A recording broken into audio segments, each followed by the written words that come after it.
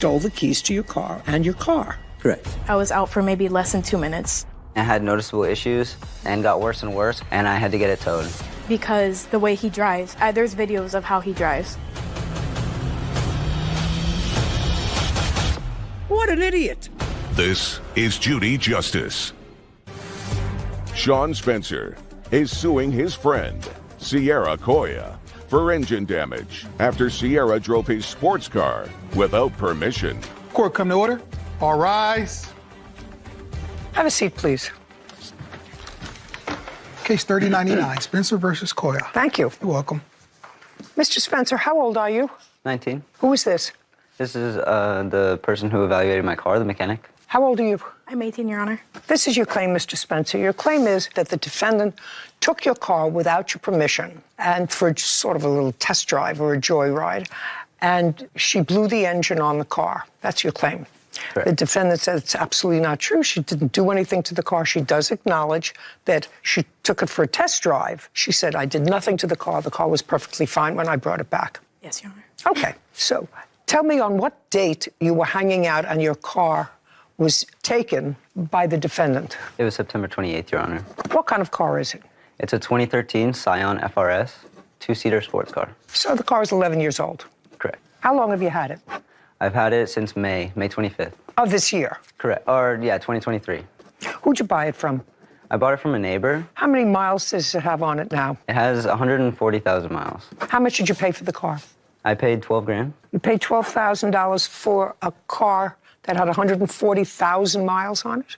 Correct. It's a sports car. Okay. Where'd you get the $12,000 from? Some of it's through a loan through my mother, and the rest was in cash. Where'd you get the cash from? Jobs or... So you saved up? Correct. Okay. So tell me what happened in September. So it's September 28th. We were all hanging out for a couple of hours. Where? This is up in Palmdale, just off 49th Street, at a friend. Where were you? At a friend? Yeah. It was one of the friends that we were hanging out with. Okay, how many people were there? 5 of them, me make 6, so 6 total. My girlfriend's birthday was the following day, so we were gonna hang out throughout the night up until midnight. What time had you gotten to your friend's house? Roughly like 4 p.m., 5 p.m. Dinner What time did you get there? I got around 3 p.m. Okay, now tell me what happened with the car. We were all hanging out in her room at the place in Palmdale. My keys... Your friend's room? Yes, correct. My keys as well as wallet and phone were all on a desk. We're gonna head down to Canyon Country, Santa Clarita, and just before leaving, the defendant had punched me in my stomach and kicked me, ran off, stole the keys, and then... Out of nowhere, she came and she punched you in the stomach and kicked you where? Like, just somewhere like in the side. I was on a bed, and then she had hit me, and I turned over, and she had kicked me, and then ran off. You mean from nothing? You didn't have any incident with her? No, not at all. So she's rather physical and has been in previous... We've hung physical out before. how? Just punching, hitting, pinching. You're talking about playfully? Not because otherwise you wouldn't hang out with her. I don't necessarily like to, but it's a friend group that everyone else I enjoy being around. So I kind of just sort of deal with it, if you will. So now she's punched you in the side and kicked you. Mm-hmm. And then what? She then proceeded to take my keys and run out of the house. By this time, 3 others were out of the bedroom and starting to get out of the house. Just a second. So you were alone with her on the bed? So we were all getting ready to leave. 3 people had already left the room. What was left in the room was me, my girlfriend, and the defendant. Mm-hmm. Then... And where were you all? I was on the bed, and my girlfriend was on the bed. She was standing just in front. And? And then she proceeded to hit me, kick me. So what you're telling me is she leaned over, she punched you, and then got her foot up and kicked you someplace. Yeah. Got her foot up over the bed and kicked you. It was like hip level. I think I believe that. I don't. And then she took your keys and ran out of the house. Correct, she ran out of the house. Okay, now, tell me how you got the keys to the car. He had them laying on the desk. We were all just messing around. I didn't hit him or kick him. Would you just tell me, don't tell me what you didn't do. Tell me what you did. I grabbed his keys and I went out of the house. So when you say you grabbed his keys and went out of the house, you took the car without permission? Yes, I did. Why? It was a sports car, so it was like I wanted like an experience of like driving it. It was supposed to be as a joke. I didn't mean it in a harmful way. I don't think you meant it in a harmful way. But you took his car without permission. Yes, and I apologized for it, and he said it was okay and forgave me. When did you apologize? Directly after I took his keys and took the car. When you brought it back? Yes. Okay, so you didn't apologize before you took it. You took it, and it was about what time? 9 p.m. Okay, 9 p.m., and you've been hanging around for a while. So you've been hanging around since 3, so you were there between 5 and 6 hours. Yes. Anybody doing any drinking? No. Anybody doing any smoking? Nicotine, yes. Okay, but nothing other than that? No. Okay, so now it's 6 hours later, and you took the car. Where did you go with the car? Up and down the street. I did not leave the neighborhood. I was out for maybe less than 2 minutes. Did you hit anything when No. you traveled? No, not at all. Okay, and when you came back, he must have been annoyed. Yes, he was. Okay, so he's waiting for you outside. Yes. Now, Mr. Spencer, she took your keys. She acknowledges she took your keys without your permission. You went following outside after her, I assume. By the time I was making it outside, she had started the car and started to back out. Okay, so you were there, just a second, so you were there when she backed out of the driveway. I was there as she had stopped getting out of the driveway and she was going forward. She was in the process of taking your car, not returning it. Correct. In effect, she stole the keys to your car and your car. Correct. Okay, so now you're standing out in front of the house, in front of your friend's house, waiting for her to come back. Correct. How long were you standing there waiting for her to come back? It was roughly Careful. 3 minutes. 3 minutes. Correct. So she didn't go very far. No. Now, did you see the car? It's not an answer. Sorry. You saw her pull away with the car. For the first 200 feet until she turned onto a new street. 200 feet you saw. And then you saw 200 feet when she was coming back, because she Correct. was out for 3 minutes. So you just stood there. So she didn't go, maybe she went around the block once. Right. Okay. And then she brought the car back. And what did she say when she got out of the car? She says she apologized to you. Yeah, I was infuriated with the fact that she had taken the car because it wasn't the first time she had tried to do this. This was just the final time that she finally went through with it. And then when she had come, she had said, like, I'm sorry, this and that, because she could tell I was really mad. And at the time, I was just like, it's okay, because the next day was my girlfriend's birthday. I was trying to not keep the mood down and really just mellow, if you will. Now, you said you were going to hang out someplace that day. Where were you going to hang out? We didn't have any specific plans. 9 o'clock at night. Where did you go? After that, we ended up driving down to Canyon Country. Okay. But my car Just didn't make it. a second.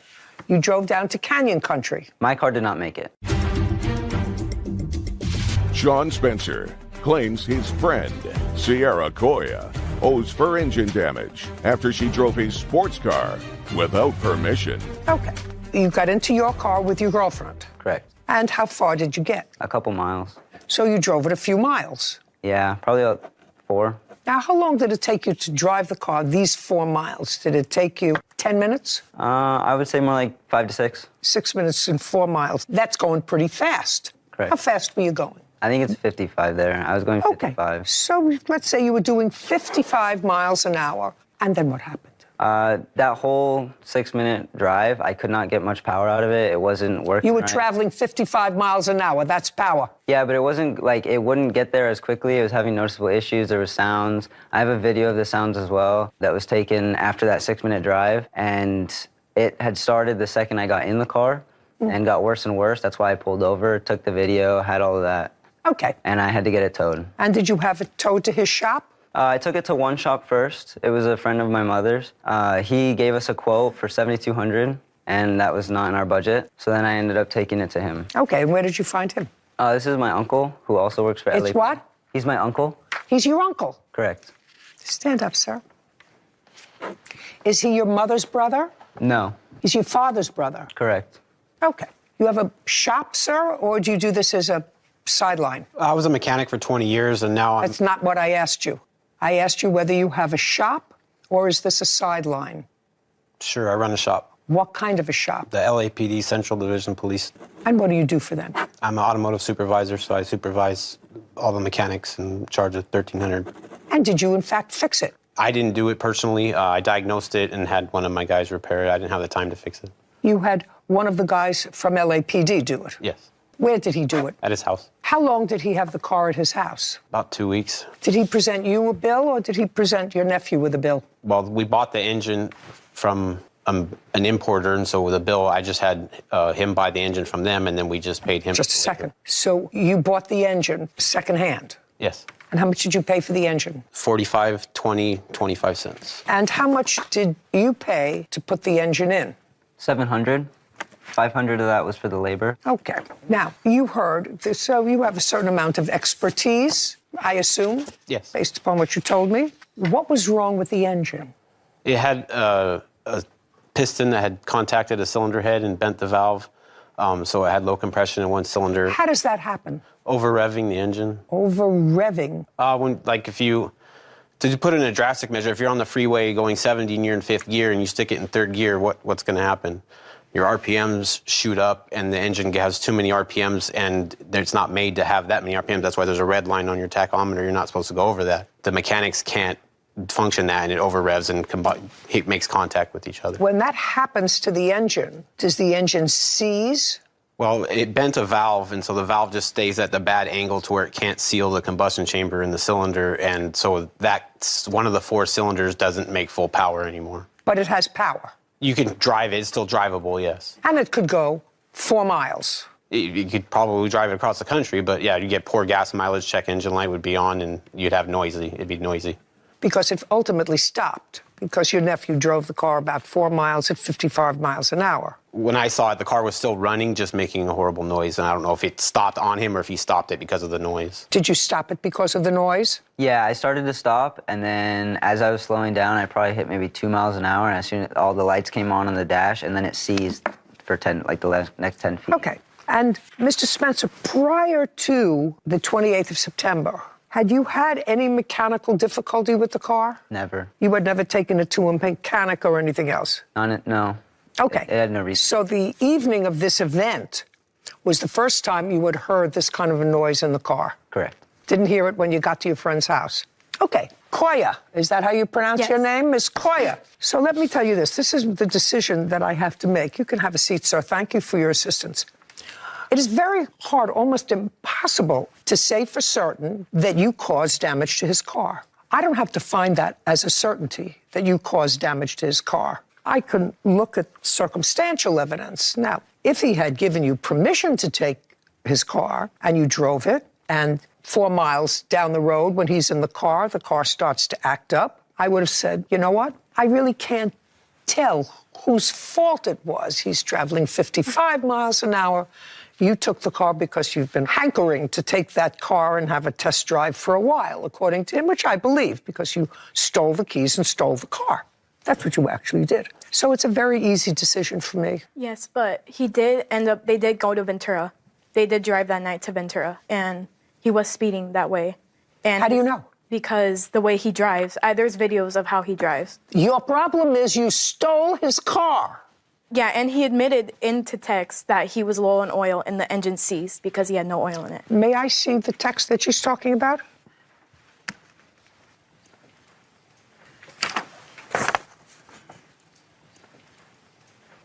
Who's...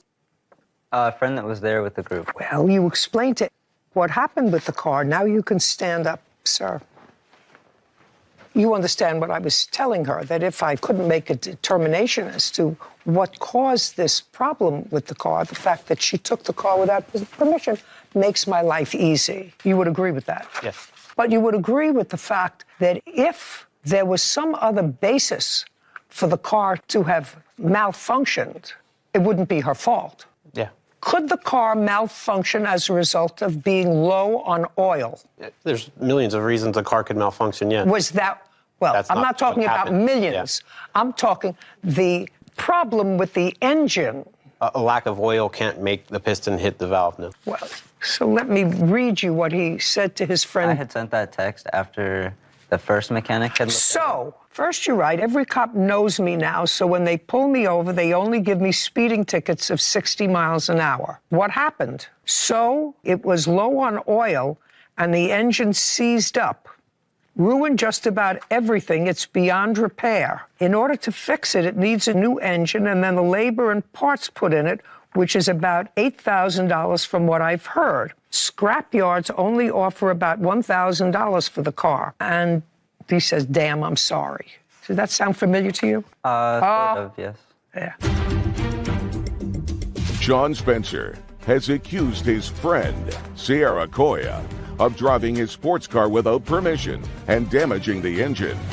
Sierra claims Sean drives recklessly and damaged his own engine. Why would you drive a car that was low on oil? The first mechanic that had it looked at, that's what he said. But I drained the oil. So, it was low on oil and the engine seized up. That's what the first mechanic told you. Yeah, Yeah. Well, that wouldn't be her fault, correct. right? However, it wasn't in need of any oil, and I check it on the first of every month. Okay. I had it serviced. Well, this was 4 months. Do you before- understand? Do you understand what I'm saying? You get what I'm saying to you. You have any other texts for me to look at? Yes, I have these two, and then the videos of him speeding. He speeds, but I'll look at the video anyway because I like to look at pictures. It's. And then I also have Shh. I don't know what this has to do with anything. that they were speeding on the way there. Oh, so the drive from Starbucks to Chick-fil-A. You went to Chick-fil-A? Yeah. Yeah. These are other. Yeah. Was supposed to be like 45 minutes. This is on September 15th. You following this, sir? Yeah. So the drive from Starbucks to Chick-fil-A was supposed to be like 45 minutes. We did it in 15. It's impossible, but okay. It's just him talking. Yeah. Cool. 109 miles for me the entire way. That's my buddy's truck. We all rode in his truck, so that's him speeding. That's not me. You rode in his truck. Correct. Just a minute. So when this is every cop knows me now. That was me. That was in my Yeah, car. every cop knows me now. So when they pull me over, they only give me speeding tickets for 60. It was a joke because I'd gotten a speeding ticket, my first one, a couple weeks before. I got it at 2 in the morning after a closing shift Okay. for 60 and a 45. Now I'm going to take a look at the video.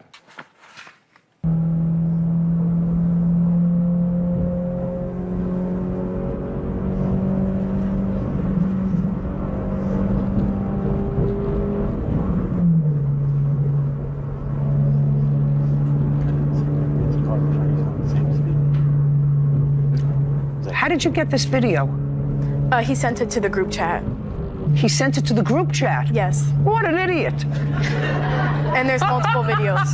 Oh, what an idiot.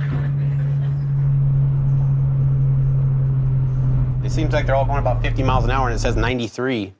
I mean, I'm not saying he doesn't No, speed no, or no. anything, It but didn't they say all have their 100 brake and- lights on. Semi-trucks can't go 93. He's going the same speed, so I don't know where that speed mile an hour is coming from. He sent it on a I group understand, chat about his own But car. common sense would say that truck isn't going 103 miles an hour. What truck? The semi-truck on the right of him that's going the same speed as him. Are you making an excuse I- for that? You can look at the Yeah, just video. a If you second. think that's accurate, then that's fine, but...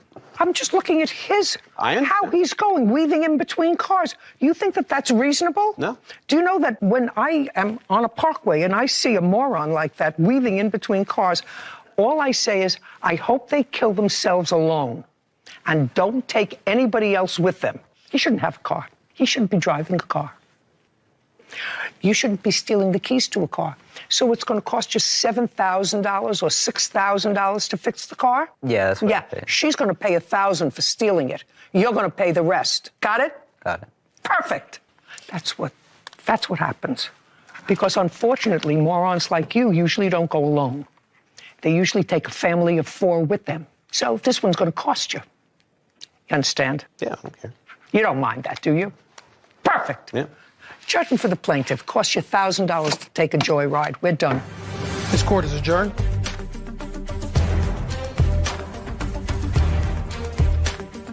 I think it's unfair. She stole a car and broke it. It was a good decision. I did apologize, and I accept I did what I did was wrong. When the car broke down, the dashboard lit up like a Christmas tree.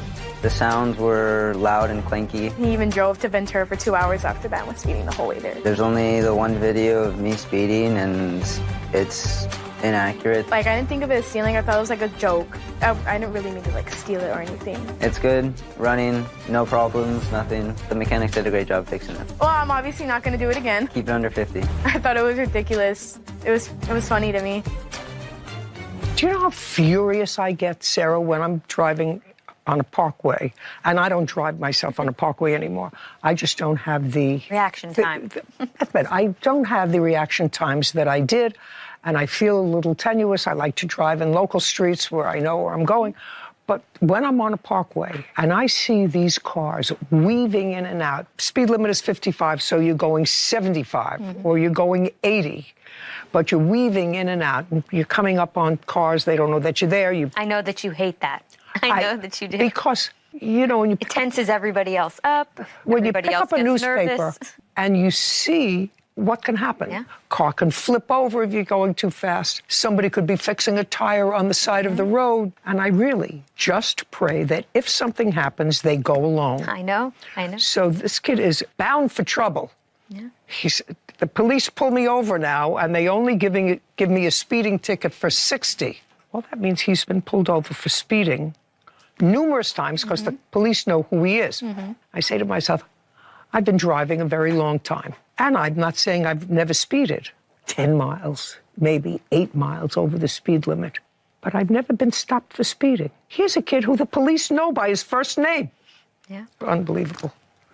Anyway, Well, he slows down. so the car was stolen. Yes, we were separated at the time. He knew I was coming back to drive across country because we were arguing a lot. Did you have any indication that she was leaving you? Yes. So while she was away for that 1 week, Yes. her car was stolen. Yes. This is Judy Justice. Erin Dean is suing her ex-husband, Dennis Dean, for an unpaid car loan and negligence. Court come to order. All rise. Have a seat, please. Hello, Judge. Case 3122, Dean versus Dean. Thank you. Welcome. Ms. Dean, it is your claim that the defendant owes you for a car that was stolen as a result of his negligence. That's correct, Your Honor. Okay, so let's start with, you and Mr. Dean were married for the first time in what month and year? July of 2013. You and Mr. Dean were then divorced. That is correct, Your Honor. In what year? December 12th, 2019. You and Mr. Dean were remarried. This is correct. What month and year? October 1st, 2022. And you separated again, and that marriage was annulled in what year? August in 2023. Now, you purchased a car. Correct. In what month and year? October of 2019. While you were married. We were separated at the time. We were not living together. But you were married. Correct. So this automobile was purchased during the course of your first marriage. That is correct. Do you have a copy of your divorce decree? Yes, I do. And does that divorce decree award you the automobile? Yes, Your Honor, it does. I'd like to take a look at it.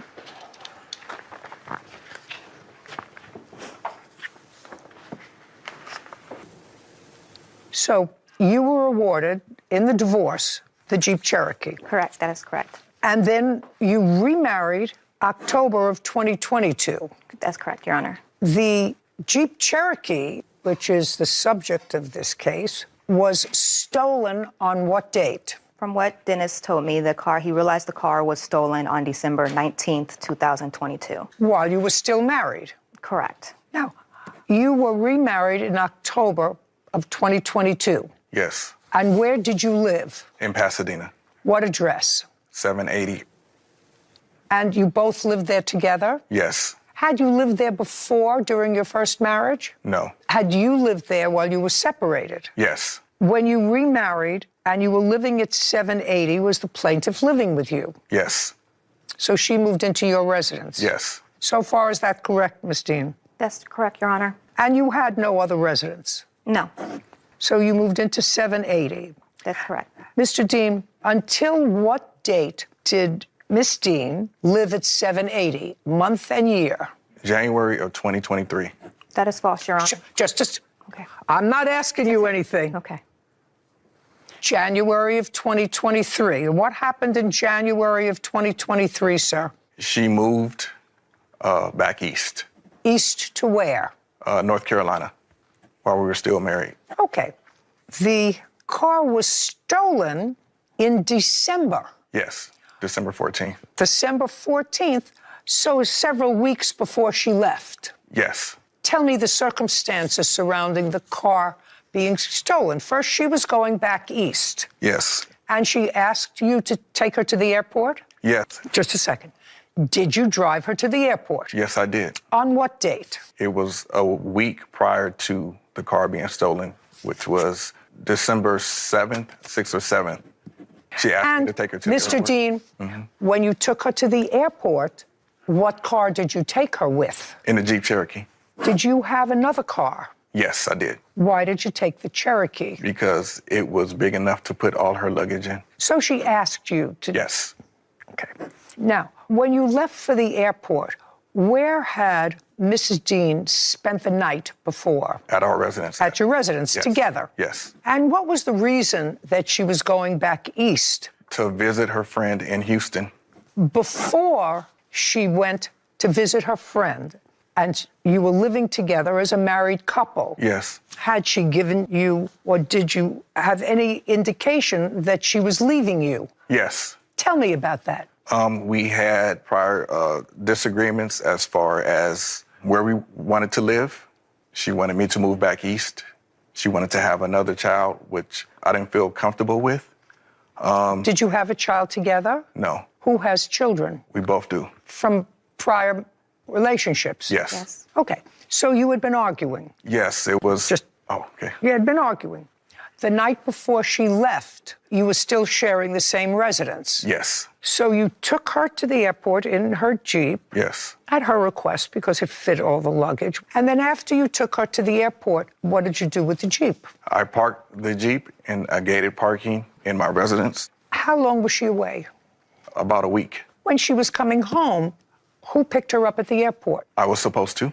And did you pick her up at the airport? No, I did not, because she says that she wasn't coming back because her car, I had told her about her car being stolen. And then I told her that once I found out that it was stolen, I got a police report done. So while she was away for that 1 week, Yes. her car was stolen. Yes. And it was stolen from where? Under the gated parking of my residence. It was in the gated parking? Yes. Okay. Do you have a police report? Yes, I do. I'd like to see it.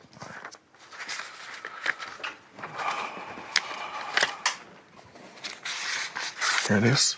Police report.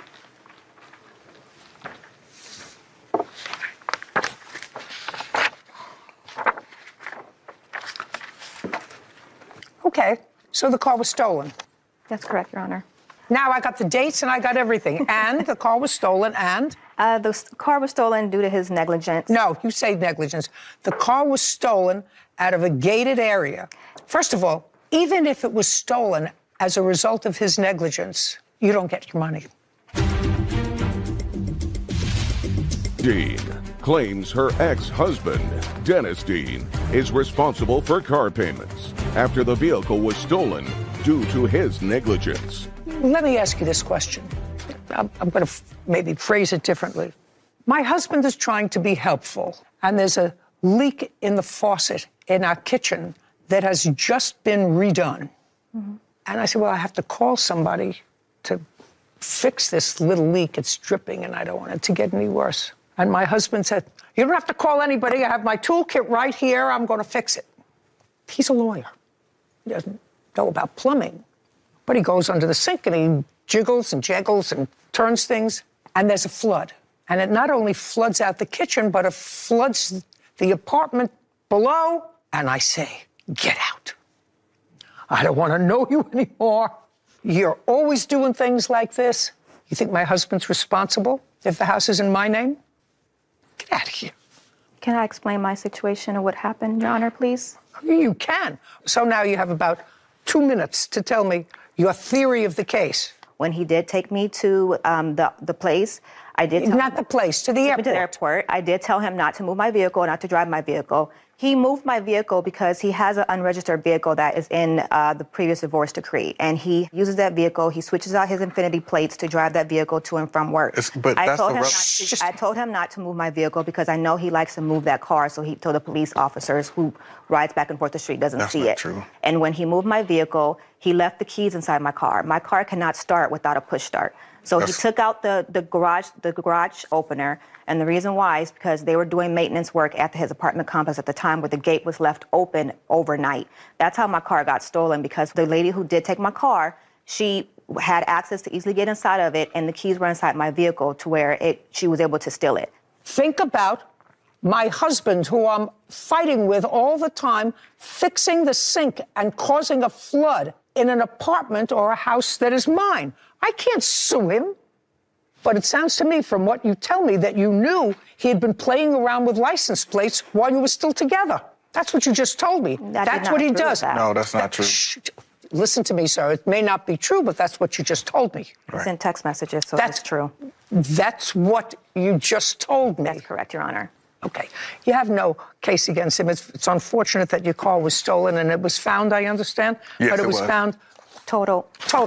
Total, yeah. Well, that's not his fault. Case is dismissed. We're done. This court is adjourned. I told him not to drive it, not to move my car, because I know that's what he did. He did it anyways. My car got stolen. I didn't leave the key in the car. Actually, I had put it in my bag and took it upstairs, but she just went with that because that's all she had on. I just hope that I never have to see him again. I just want peace and just to be left alone and get back to my regular life. Can you imagine how the courts would be flooded with lawsuits if married people could sue each other for negligence? Be more backed up than it is right now? Oh, it would put a complete stop to the justice system. Yeah. Anyway, I don't even think that in this case he was negligent. I mean, there was debate as to whether or not he left the keys in the car. That could be viewed as a little bit negligent. But they were a married couple who cohabited together until a couple of days before the car was stolen. And the place where he lived, evidently, which was under construction, somebody left the gate open. Well, that's the person who she ought to sue for leaving the gate open, which allowed her car to be stolen. Sure. Not her husband. Agreed. Ridiculous. Threw rocks at your car and damaged it. Yes. I saw him go into the back and throw bricks at the vehicle. I assume you told the police your son didn't do anything. Because it wasn't him. Okay, good. It was actually my brother's friend that did it.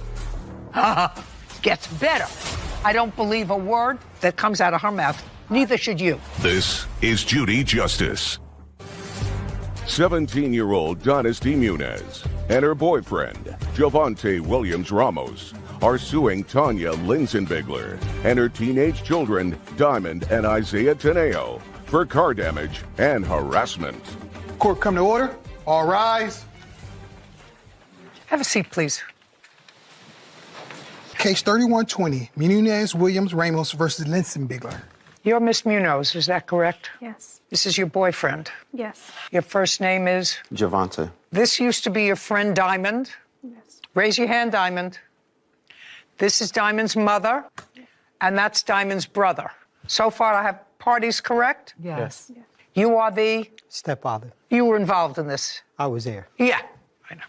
So this involves a whole lot of threats and posting pictures and a whole bunch of other things. But the real meat of this case is you are alleging that this young man, your name is Isaiah? Yes. Threw bricks at your car and damaged it.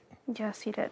You want to be compensated. And defamation of character because you claim that Diamond shared a video that she took of you on the internet. It's not that she took it from me. She had gotten a video from her sister's phone that I had sent to her sister, and she had posted it on the internet. Okay.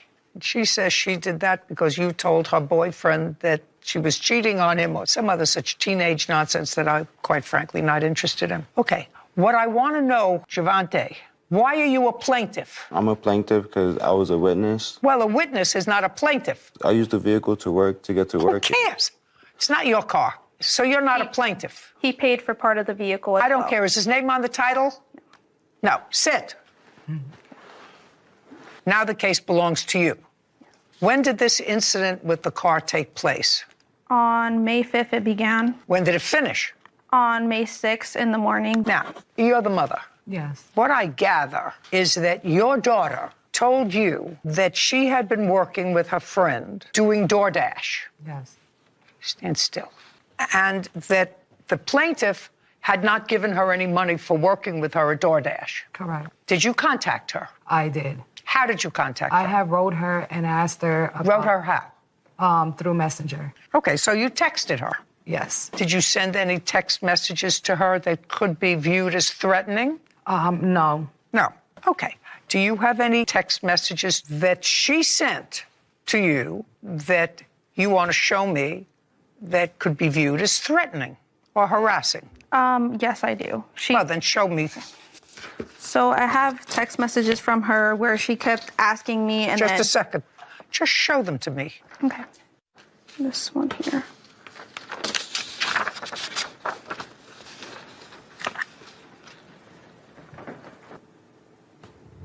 Okay, so it's clear, Ms. Munez, that you owed her money because you don't deny that you owed her money, but you say you're not giving her any money because she disrespected me. Well, how did she disrespect you? She disrespected me she was just basically telling people my business. He was going to him saying that I was cheating on him. And then she spiraled from there because I had gotten into an argument with her because of a fact that I was with her sister all the time. Who cares?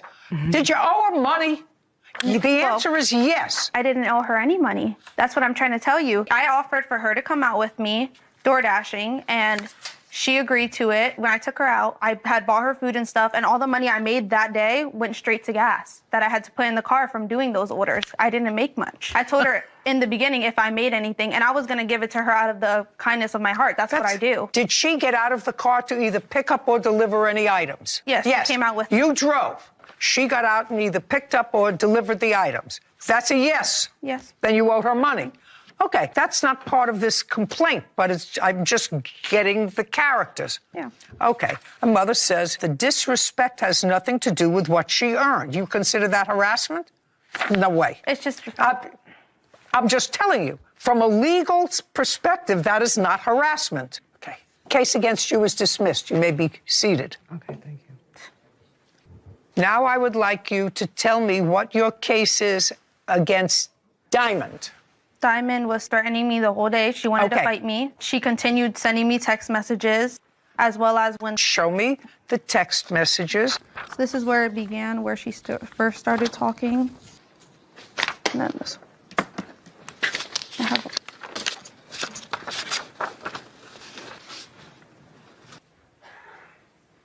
Who's Star? Her sister, the one I was friends with. Who cares?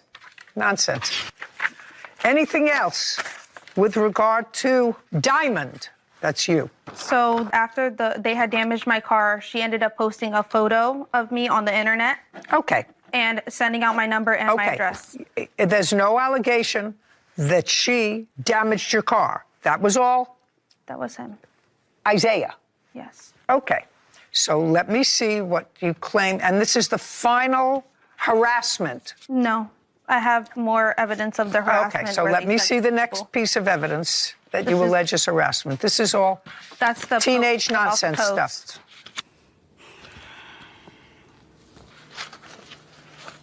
Okay, so what did you post? Her in her lingerie. Her in her lingerie? That she already posted herself. That's not true, Your Honor. Okay, I didn't post it. So let me, just a second. Let me see the photograph that she posted of you. I do have one from the screenshot of someone that had texted me from her sending out my number with the picture. Did you put her phone number in the picture? No, I didn't. Do you have those posts that you made from your phone? Did you make them from your phone? She actually sent them to someone and they sent it to me. Who sent it to you? She sent them to someone. Just a second. Name! If they sent it to you, I need the name. My sister's ex-boyfriend. What's his name? I don't know his name like that. You're a witness. Stand up. What's your other daughter's name? Star. What's her boyfriend's, ex-boyfriend's name? I don't know his name personally, but I know who she's talking about because she did send a picture over to him. Who sent a picture over to whom? Dynasty has sent a picture to him. To the boyfriend? Yes. What's his name? I don't know who he is. I didn't send the Just photo a second. over. Who took the picture of you? I did. I sent Just it a to her second. sister. Just a second. You took a picture of yourself Yes. in lingerie, and you disseminated it to her sister. Yes, because me and her sister would send things like that back and what forth. the why is? 17-year-old Dynasty Munez and her boyfriend, Javante Williams Ramos, claimed Tanya Linsenbigler and her teenage children, Diamond and Isaiah Teneo, damaged her car and posted inappropriate photos of Dynasty online. So when you're dumb and you take a picture that you don't want on the front page of the New York Times, put it in your safe, and then if somebody steals it out of your safe, that's malicious. You send it to somebody else. You published it. You sent that to her sister. And what her sister did was her sister showed it to her boyfriend. Do you understand? I do. Good. I do now. I'm not friends with them anymore because of it. So we're finished with you. You can step back again. What else do you have against her, do you think?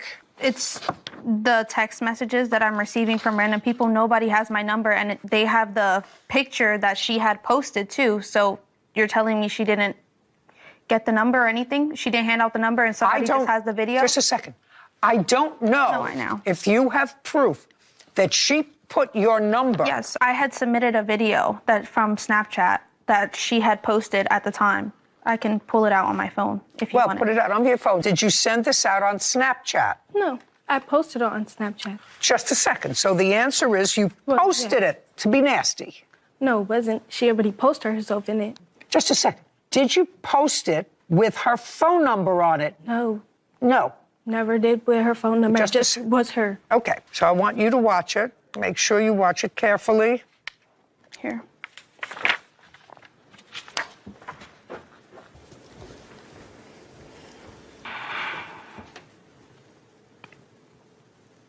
Oh, would you show this to Miss Diamond in the Rough, please? Want to read that you posted? Read it. Can you read? It says, just waiting on you. Say no more. You know how I do. Who do you think posted that? I posted the picture, the video. She's the one that sent that to the boy through her phone. Because her and my sister was trying to see if he was loyal. You following that? Yes, I'm following. Okay. So the friend, sister, they came up with a little plan to test the boyfriend's loyalty. Have her send a picture to said boyfriend to see how said boyfriend responds to her picture/video. Oh my God. Yeah, she's not swift enough to make up that story. Yeah. Yeah. Okay. You can step away from your brother. You're no longer a defendant in this action. She posted the video which had other people texting me as I don't care. Don't take pictures that you don't want to see on the front page of the New York Times and then send them to somebody. I didn't send them. Her sister sent them. I understand that. You sent them to her sister, your friend Star. Is that correct? Is that correct? Yes, but that didn't mean that she had to keep harassing. She didn't have to. But why? Just not everything is a lawsuit, madam. What I'm telling you is, if you had taken the video, put it in the safe, and she stole it out of the safe, you have a case. You published the video by sending it to somebody else. That somebody else showed it to their boyfriend or showed it to 20 other people. Do you understand? I do, but what I'm not understanding is how you're just dismissing her with her posting that as well as posting a picture after it with me and my daughter. Like, my video did not have my face on it. As you could see, it was blurred out. I had it covered, so nobody could have told it was me. It got more stupid. It just got more stupid. Well, now let's get to what this case is about, which is damage to the car. You, on the 6th of May, you went over to a place where she was with your sister. Not with her. No. With whom? By myself. You went by yourself? Yes, ma'am. What did you go there for? Because I had called my sister, see what was going on, and she started with me, so we started something. She told me to come to her house. And Who told you to come to her house? My sister, Star. Your sister, Star? Yes, ma'am. Oh, the other one, the one with the boyfriend, with your old friend. Okay. So your sister, Star, told you to come to whose house? Her house. How old is she? 19. She doesn't live home? No. You live home with Diamond? Yes. So your sister, Star, told you to come over to her house, and? We were arguing back and forth on the phone. She had told me to come over to her house. Why were you arguing with your sister? Because of some situation that happened. What situation that happened? I don't know what situation it was, but I called her, and me and her started arguing on the phone. What were you arguing with your sister about? I don't know what it was about. I don't know the situation. Oh, did you go over to your sister's house? Yes, ma'am. Is that where Miss Munez was? At your sister Star's house? And now you have 2 geniuses. You have any other children? Yeah. Also geniuses? Yeah. Okie dokie. So now you go to your sister Star's house, and the plaintiff is hanging out with your sister. And out front of the house, there starts to be a back and forth. You're shouting up the window, they're shouting back at you, right? Yes, ma'am. Okay. And what are you shouting and what are they shouting? Slurs, like different things. Are you telling somebody to come down? They're telling you to come up? Yes. Yes. Okay. When did Diamond show up? Like a couple minutes later. But Okay. And when did your stepfather show up? after he heard that, I was there. That's not true. Just a shh. Stand up. You're the stepfather. Your last name is? Aponte. Mr. Ponte, who told you that your stepson, the genius, was over at your stepdaughter Star's house? My wife did. When you got there, what did you see? I seen ice. When you got there, be careful. When you got there, what did you see? I seen a lot of arguing. Between whom and where were they located? My son was outside of the house, and they was out the window. And they were at the window, so Yeah. you heard back and forth and back and forth. Yes. Okay, and then what happened, sir? And Look at me. after they was arguing, After they were arguing, yes. I was surveillance the whole time. That's No, why. you were watching? Yes, You that's were why they standing- don't know I was there. Just a second. You know this is not going to come out well. I just want you to understand it's not going to come out well. 17-year-old Dynasty Muniz and her boyfriend Javante Williams Ramos have accused Tanya Linsenbigler and her teenage children Diamond and Isaiah Teneo of damaging her car and harassing her online. So you were standing there and watching Yes. and listening to them arguing back and forth, Yes. right? And what happened next? Did you leave? Did he leave? Did they close the window? What happened next, sir? They just kept arguing. Well, And it they're was- not still arguing today, sir. Now No. we're in a court. At some point, they stopped arguing, and somebody left. Either you left and he left, or they left the house. No, my kids left. At some point, your kids left, Yes. and you stayed. I stayed. Now, you want to tell me, why did you stay? I stayed because Something that this seasoned face believes, sir. If you went there at the request of your wife, because she was afraid there was going to be trouble, and your stepchildren took themselves out of the situation with arguing and yelling and screaming, they're at the window, they're outside, you're going to give me a reason why you stayed. I stayed because I heard the cops coming. Oh. So that your stepchildren left the premises before the police arrived. Yes. It gets better. Now you can sit. Is your claim that he threw rocks at your car and damaged it? Yes, Who saw that? he did from the back window. Now you're a witness. I saw Isaiah out front of the house threatening Dynasty, and then while he was threatening Dynasty, he was trying to break the door. And while he was trying to break the door, another car pulled up in front of the house. And that's when Diamond and more people came out the vehicle. And then? And then I saw Isaiah go to the back where the vehicle is parked. And I saw him The car that you use with her, but it's her car. Yes. I saw him going to the back and throw bricks at the vehicle. That's when I called. Did you say anything to him? No, we called the cops. That's when you called the police. I called them right when I saw him going to the back because of those, and then I heard my car sirens go off, and they heard it in the background as well. And that's why he stayed. Well, he showed up just- afterwards. He wasn't there. We didn't see him. I don't care whether, Yeah. whether he did, and I don't believe a word Yeah. he says. He stayed and spoke to the police. He was the adult, allegedly, who stayed and spoke to the police. And I assume you told the police that your son didn't do anything. There was other people Just there. a second. I assume you told the police your son didn't do anything. Because it wasn't him. Okay, good. Can I see pictures of your car, please? Yes. These are all the damages. I also have the police report if you And want. I'd like to see the police report.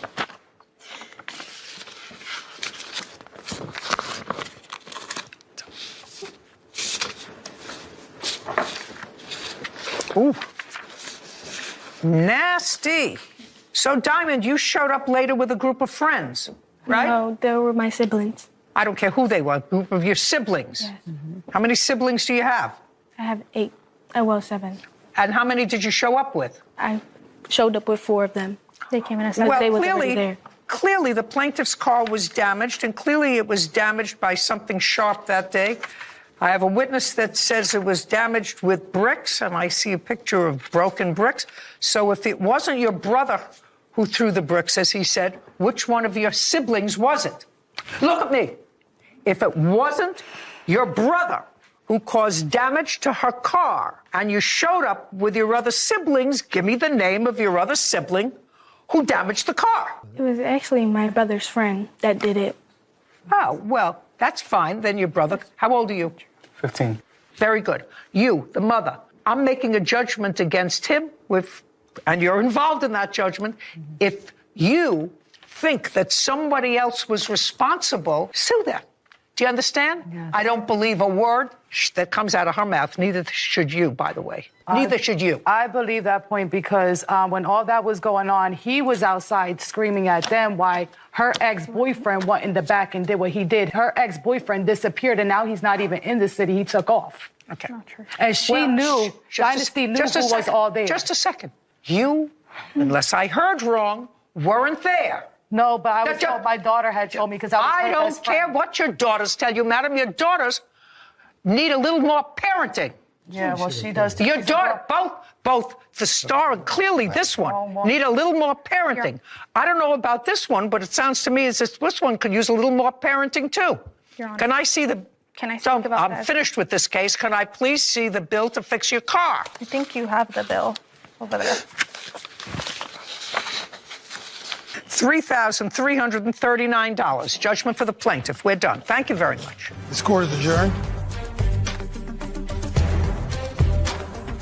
My son did not do it. She just wanted to put the allegation on somebody because she couldn't afford her own car. They were angry at the fact that I was friends with her sister. She caused this drama. I witnessed him breaking and damaging the vehicle. I forgot everything about the day, to be honest. I've been parted ways since they did all of this. Pick wisely who you hang out with and who you speak to. I just realized that I was being used all the way around, you know?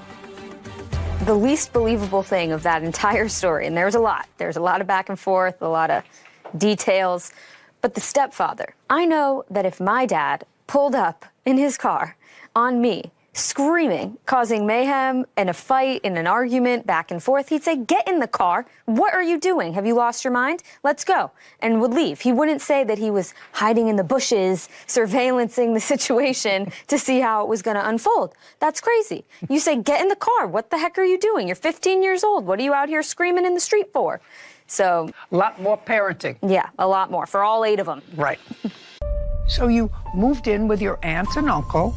I was told that I was using them. And it was a heated argument. I had to contact the police to get my things. That is not true. I lost my dad, so I never really got to have a connection with them. So this was an opportunity to really be a part of their life. This is Judy Justice. Kaylee Kobleski is suing her aunt, Brenda LaFountain, for personal belongings after moving out of Brenda's house. Court come to order. All rise. Have a seat, please. Case number 3024, Lukoski versus Fountain. Thank you. You're welcome. You were in the military? Yes, ma'am. And when did you get out of the military? December 14th, ma'am. December 14th of 2022? Yes, ma'am. At that time, you had no job, you had no place to live, and the defendant is your aunt. Yes, ma'am. I assume you called her and asked her if you could live with her? No, ma'am. My mom refused to pick me up from the Appleton airport. And? My aunt, Brenda, was the only option at the time. Just a second. My question to you is, she would have to know that you needed a place to live. The question is designed to elicit an answer. Did you call her or did she call you? I called my mom and my mother called my Aunt Kelly, which is Brenda's sister, and worked it out with Brenda that I would stay with her. I didn't ask you about staying with. When did you first have a conversation with your aunt? The day she picked me up from the airport. What date? December 15th. She picked you up from the airport. Had you had any conversation with her prior to her getting to the airport? How you would be arriving, what time, where to pick you up, where you would meet. Did you have any conversation, either by text or on the phone? No, ma'am, I did not have a cell phone. So you had no conversation with her? No, ma'am. Okay. December 15th, she picked you up, got into the car, and? We went back to her house with my Aunt Kelly and Brenda, and I moved there. Well, tell me how that happened. You're a big girl.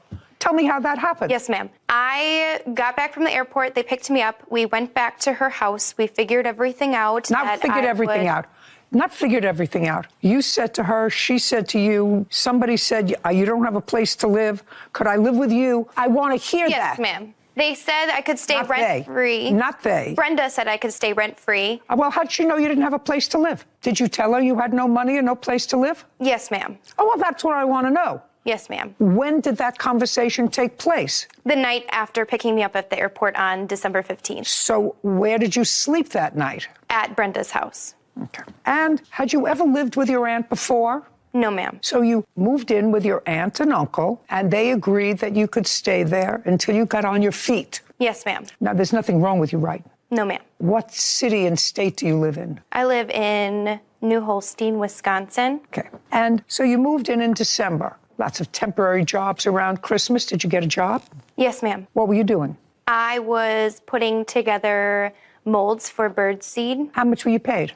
I was paid around $17 an hour. How long did that job last? 2 months, ma'am. From January to February? Yes, ma'am. Did you pay any expenses to your aunt and uncle while you were working in January and February? No, ma'am. What date did you move out? March 20th, ma'am. Where were you working in March? I was a guest service member. I would tend to customers as in like a cashier and how much were you making there? $16.50, ma'am. How much money did you put away during this period of time, January, February, and March, where you were working and not paying any rent? I had about $500 in my bank. I did get in a really bad car accident, and in that time period, so... Which time period? I got into a car accident in late February. Whose car? My car. When did you buy a car? This was before boot camp, ma'am. So you had a car. You had to get the car from someplace. Where did you leave the car when you went into the armed services? Stevens Point, Wisconsin, where I was born. At whose house? My friend that I was staying with before boot camp. So you were in a car accident sometime in February? Yes, ma'am. And so no payments to your aunt in January, February, or March. And tell me about when they asked you to leave. It was an argument. I calmly sat down and I was told that I was, quote unquote, a burden and using them. And it was a very heated argument on that I do nothing around the house while, I was living there. And I refused to put up with that because I did do a fair share amount while they were using my information to get heat assistance and food stamps. And so it's not like I didn't provide them any help. They had help through the state. Well, that's not you helping them. No, ma'am. Right. That has nothing to do with you. So you left. Yes. And it was a heated argument. And that argument took place on what date? That argument took place, if I remember correctly, on March 18th. And you left March 20th? Yes, ma'am. So on March 20th, you decided to leave? Yes. Great. And you packed all your stuff? No, ma'am. Well, you should have, because that's what this case is about. You should have. If you decided to leave on March 18th after living with your aunt and uncle on their dime for 3 months, and you decided to leave after a heated argument, according to you, on March 18th, you should have packed all your underwear and left, not leave a few things with tags on it. Yes, ma'am. You should say to your aunt and your uncle, thank you very much for taking care of me for 3 months, not sue them. I never got to really know my aunt that much, so I wanted to have space after the argument to try to, decompress because I don't do well with What do you mean? Just a second. What do you mean you don't know your aunt too well? I lost my dad, so I never really got to have a connection with them. I lived in Stevens Point with my mom, and so this was an opportunity to really live with my aunt and be a part of their life. Okay, I'm not going to get into your history because I see that you're getting too emotional. That's not going to happen. What I'm suggesting to you is, especially if it's someone that you don't have a connection with, who did you a kindness and it unfortunately didn't work out. Your response to that is not suing them for some alleged underwear that you left behind when you had time to pack all your stuff, did you still have a car or was it totaled in the February accident? I did not have a car anymore. Okay, so who picked you up from your aunt and uncle's house? My best friend Emily did. Okay. It was March 18th. I slept over for 2 days and made the final decision to move out on the 20th. I have the text messages here. So you slept at your friend's house March 18th and March 19th. Yes, ma'am. And you brought clothes with you. Yes, ma'am, a week's worth. And March 20th, you decided to move out completely. Yes, ma'am. Good. And you went back to the house? Yes, and all the doors were locked. That is not true. Shh. Did you ultimately go into the house? No, ma'am. You never went back into the house after March 18th? No, ma'am. Well, then what did you go there for on March 20th? I had to contact the police to get my things, which they packed up. They refused to let me in the house. And then I went back into the house March 20th to pick up my belongings that were set outside. Okay, well, that's fine. You took the important stuff with you because you were going for a week, so anything valuable you took with you. Okay, let's get to your counterclaim. Your counterclaim is you claim that your niece damaged the house while she was living there. Yes, Your Honor. Show me. Show me. I have many pictures and an estimate for the damages of the... You sure about this? You sure about you want me to see this? Yes, please. Okay, good. Kaylee Kovleski claims her aunt, Brenda LaFountain, is wrongfully keeping her belongings. Brenda is countersuing Kaylee for property damage. Okay, what I see here is a mess. I don't know what this is. What is this? That is a burn from a candle on top of a new dresser. Of a dresser? Nightstand.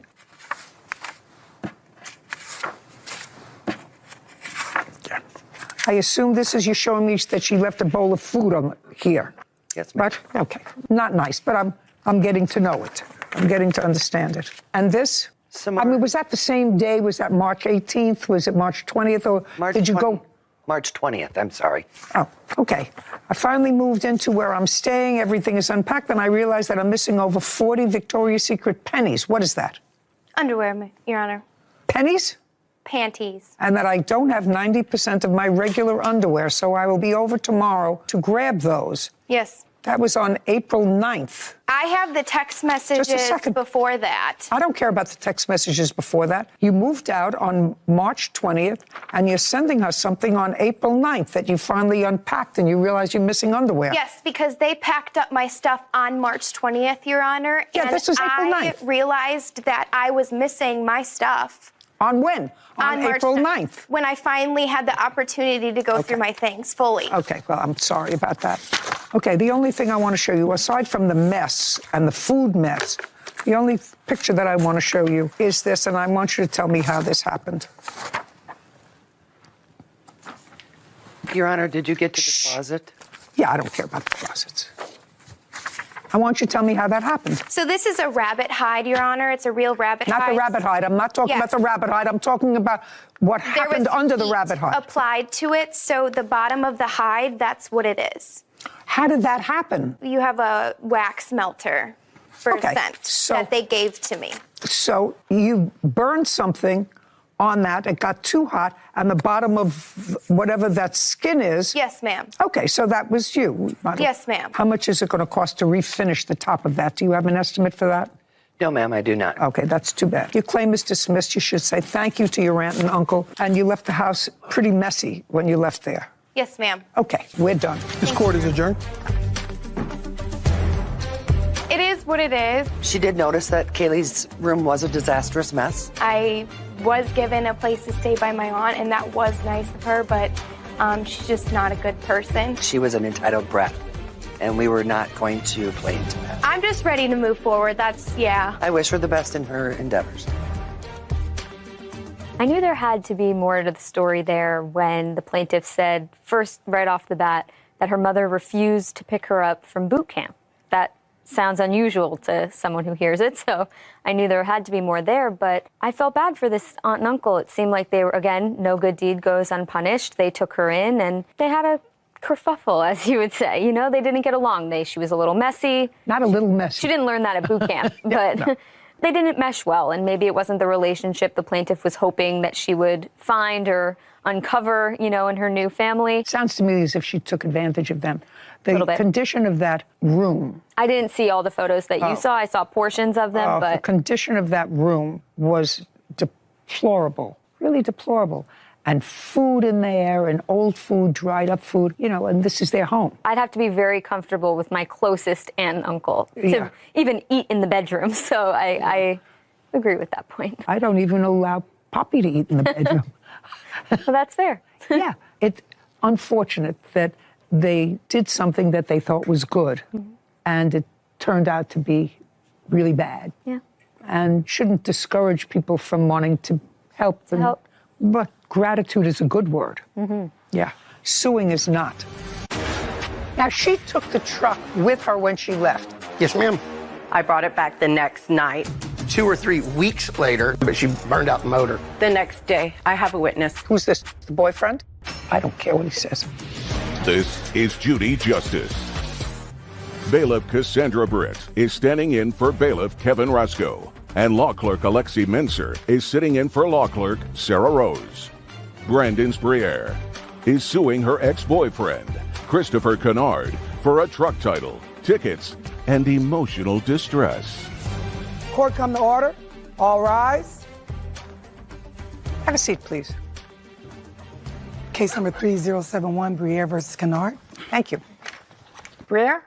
Yes. You and the defendant had a relationship on and off for about 10 years. You have one child together. We knew each other for 10 years. We were only together for 2 years. But yes, we have a child. A little girl? Yes, ma'am. How old is she? 3. And is there an adjudicated custody order with regard to this child? You are no longer together. Right. It's in the process. But right now, the defendant has physical custody of the child. The defendant has physical custody of the child. And he's had physical custody of the child since when? What month and year? It's still, the judge hasn't signed the... No, he's had physical custody of... You left the house month and year. I left in June of 2021. That fell off. June 2021? Yes, ma'am. And when you left, did your daughter stay with the defendant? Yes. That's either a yes or a no. Yes, Your Honor. And she has been with the defendant ever since? Yes. Do you have visitation with her? Yes. When? And under what circumstances? When I see my stepmom and father, they'll pick her up from him, and then I go over to their house. So you have supervised visitation? Correct. And it's supervised by relatives? Yes. Who made that order of supervised visitation? CPS did. Child Protective Services? Yes. And when did they make that order? What year? This year, 2023. Prior to Child Protective Services making the order, between June 2021 and 2023, did you have any visitation with your daughter? Yes. When? Regular or just... Yes, regular. And who set that order? We agreed to it. The two of you? Yes. What was that agreement? After I left, about 6 months later, he would allow me to come on Mondays and pick her up. And then if I wanted her for like a weekend trip to go see my sister, he would allow her to do that with me too. Okay. Was there a trial on the issue of custody? Yes. Did you testify? Yes. Did the defendant testify? Yes. Did Child Protective Services testify? No. Did the child have an attorney, a law guardian? No. At the trial? Did you have a lawyer? Yes. Did you have a lawyer? No, ma'am. That trial took place in what month? There was no trial, Your Honor. We had got mediation, ended up doing mediation. May I see it, please?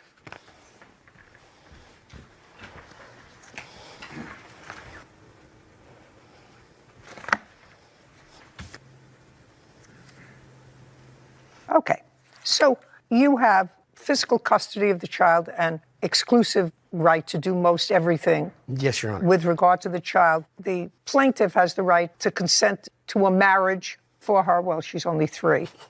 And there's a supervised day visits for the plaintiff only. And we're going to get to the case in a minute. I'm just trying to figure this out for the purposes of the counterclaim that I have. His counterclaim that I have, one of the grounds for that counterclaim is that you claimed the child as a deduction on your tax returns for the year 2022, and therefore he lost out on a certain amount of money. Lexi's going to tell me what that was. Do you work? Yes, Your Honor. Who do you work for? I work for 3 gun ranges as a referee, and I also bartend at a bar in Houston. You pay child support? Yes, Your Honor. How much? I have 2 other children, so... I didn't ask you about your 2 other children. I asked you how much do you pay for this child and child In November, I start paying $100 So you a month. paid 0? Yes. You've paid, just a second, up until now, you've paid 0? Correct. That's from 2021, when you left, June of 2021, until now, you've paid 0. Yes, Your Honor. And from the time, from June 2021 until now, the child's primary physical custody has rested with her father. Yes, because he was not allowing me to see her. I don't care whether he was allowing you or not. You go to court if you're allowing me. Who's this, the boyfriend? My fiance. Hi, and I'm also a Fiance, witness. boyfriend. Well, you got to be more interested in seeing your child for 6 months. Then nobody can withhold. Don't move. So let's get rid of the counterclaim first. You claimed the child as a deduction on your tax returns? Yes, Your Honor. You had no right to do that, I don't think. Lexi, tell me what the IRS says about claiming a child as a dependent. Brandon's Briere claims her ex-boyfriend, Christopher Kennard, refuses to give her title to her truck. Christopher is countersuing Brandon's for wrongfully claiming their daughter on her taxes. You claimed the child as a deduction on your tax returns? Yes, Your Honor. You had no right to do that, I don't think. Lexi, tell me what the IRS says about claiming a child as a dependent. It's the custodial parent, which is the one that the child has lived with a greater number of nights during the year. So far, he's the custodial parent. Do you work? Right now, I'm disabled. So you get disability. How much? No, ma'am. I'm still waiting on that. Who do you live with? Right now, I live with my uncle. And your daughter lives with you? Yes, ma'am. So who's supporting you? Right now, I'm running out of funds, but I've been supporting us both, me and my daughter. Okay. Lexi, does it say how much the deduction is? Not on this side, it doesn't, but I can check. Yeah. I think it's $2,500, but I'm not sure. While he's looking that up, Ms. Briere, what made you think that you could claim this child as a deduction on your tax returns? There was not a custody agreement at the time, and I was trying to get her full time. I would be trying to fix a lot of things, including the fact that I'm short and my roots grow out much sooner than I would like them to grow out. But that doesn't mean that it happens. Do you understand? Yes, Your Honor. I'm trying, I was thinking. So you understood when you claimed her as a deduction on your tax returns that it was the wrong thing to do. You were not supporting her and she was not in your custody.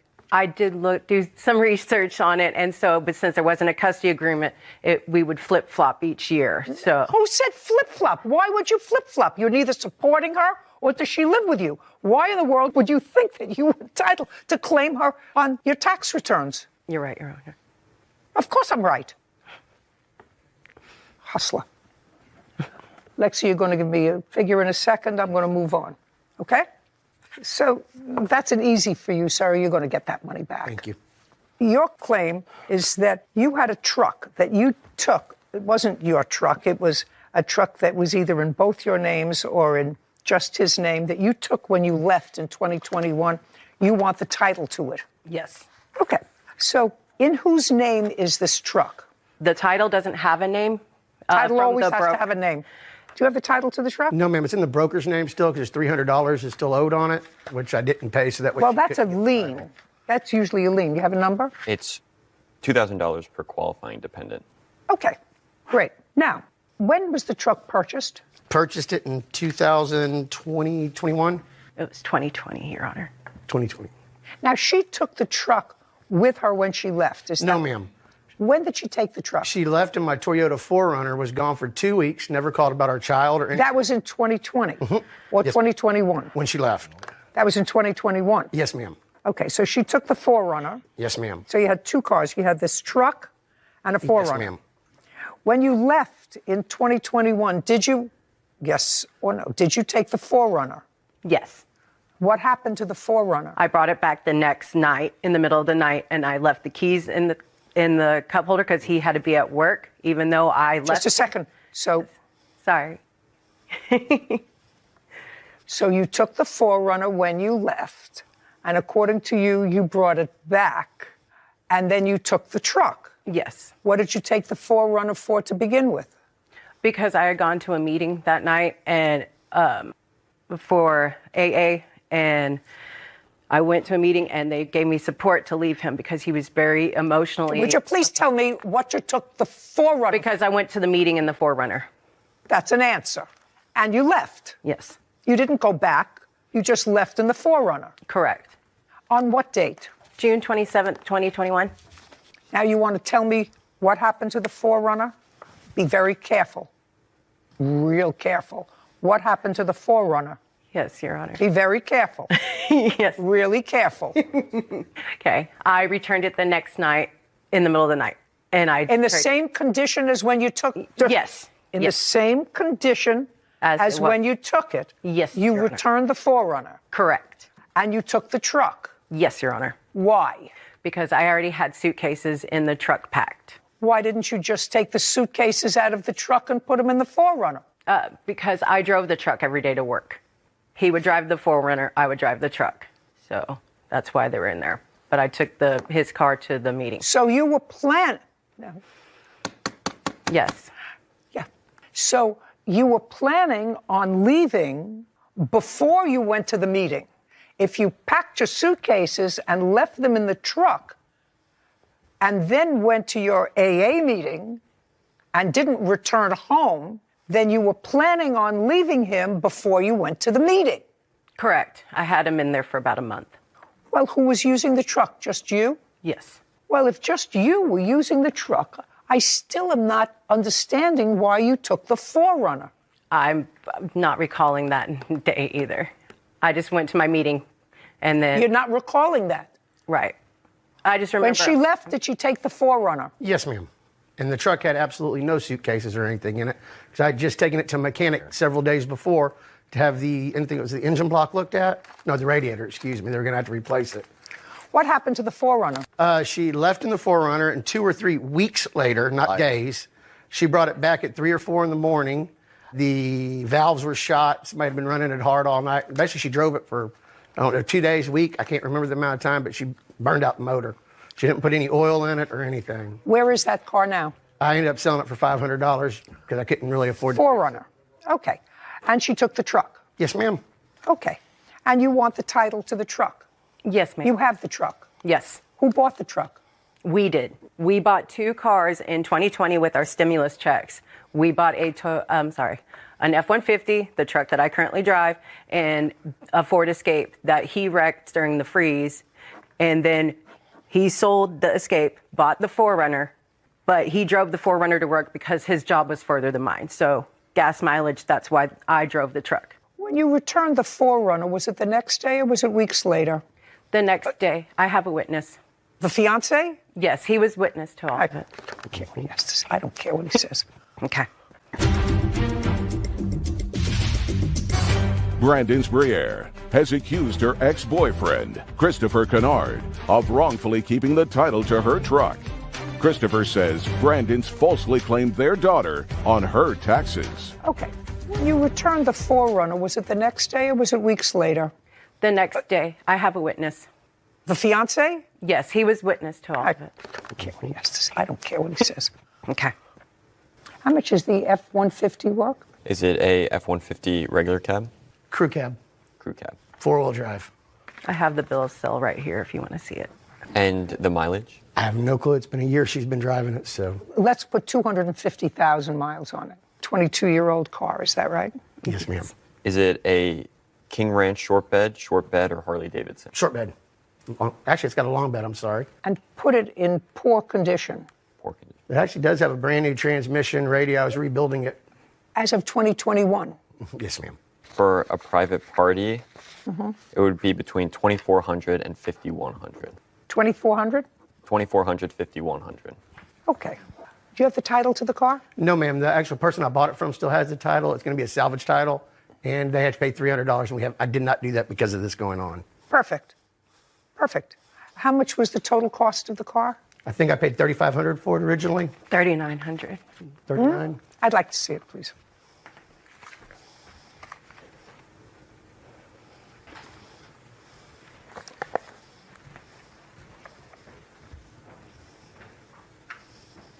Well, he's the purchaser of the car.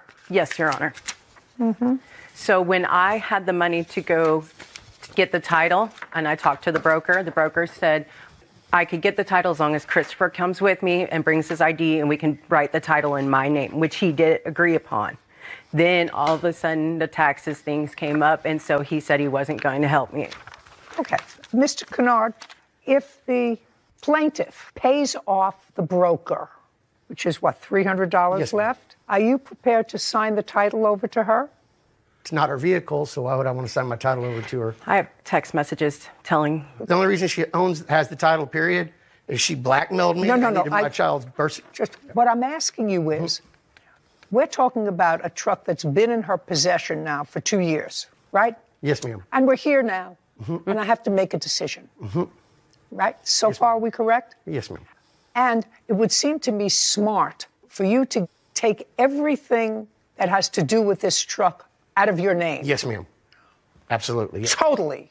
So my question to you is, once I resolve the issue of the child and the deduction for a dependent that she took erroneously in 2022, which I'm going to do, if she pays off the truck, will you consent to the title being put in her name? Yes, ma'am. That's a very smart thing. So that makes my life very easy here. On the counterclaim, I'm awarding the defendant $2,000 on your counterclaim, and that is for her erroneously taking the child as a deduction in 2022. Your request for the title to the truck is granted to this extent. Once you pay off the broker, I am directing the defendant to sign off on the title. We are withholding the $2,000 until that happens. Do you understand? Yes, ma'am. Does that sound reasonable? Yes, ma'am. Does that sound reasonable? Yes, ma'am. Perfect. That's the order of the court. Your Honor, one other thing. Yeah. I also have toll road she's been running on it. And Just a second. You mean tickets? I have 86, 82 in tolls she ran in that truck. $86. $2,086. I didn't have to look at it. I believe you. And then I also have the report where the demand letter where she stole the vehicle, a police report where she stole the vehicle. And the only reason she ever has any of that is I needed my daughter's birth certificate, which she refused my daughter to have. Okay, but right now, everybody's going to have a wonderful kumbaya moment. You're going to get the money that you are absolutely entitled to that she wrongfully took, and you're going to be out of the F-150 business, which means if there are tickets on the car, they're hers. She won't be able to register it. If there are tolls on the car, they'll be hers. And if she gets into an accident, nobody can sue you. Yes, ma'am. I think that that's a good idea. Yes, ma'am. Yeah, because I'm not quite sure about her. $2,086. Judgment on the counterclaim for the defendant being withheld until the title is cleared with your payment, yours, of $300 to the broker. Great. We're done. Thank you, Your Honor. This case is now closed. Court's adjourned.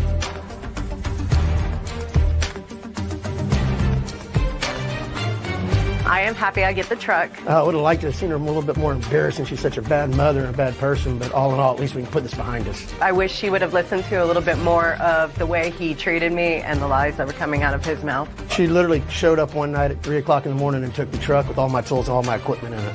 How I took the car, how he didn't give me the truck. He said that I stole it. I did not. He gave it. I had text messages that said, you can have the truck. Her little boyfriend tells her what to do, and she does it. He's still mad that I left him 2 years ago. It's all about her and her daughter. She has nothing to do with any of her 3 children.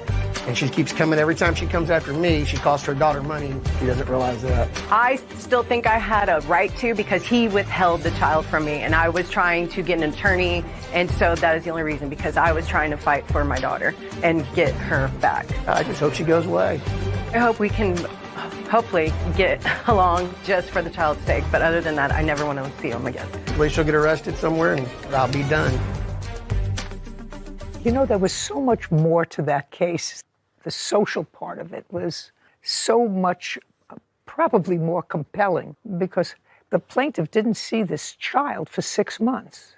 And, you know, if I woke up in the morning and didn't see my toddler next to me for a day, I'd be banging down the courthouse door, and evidently that didn't happen.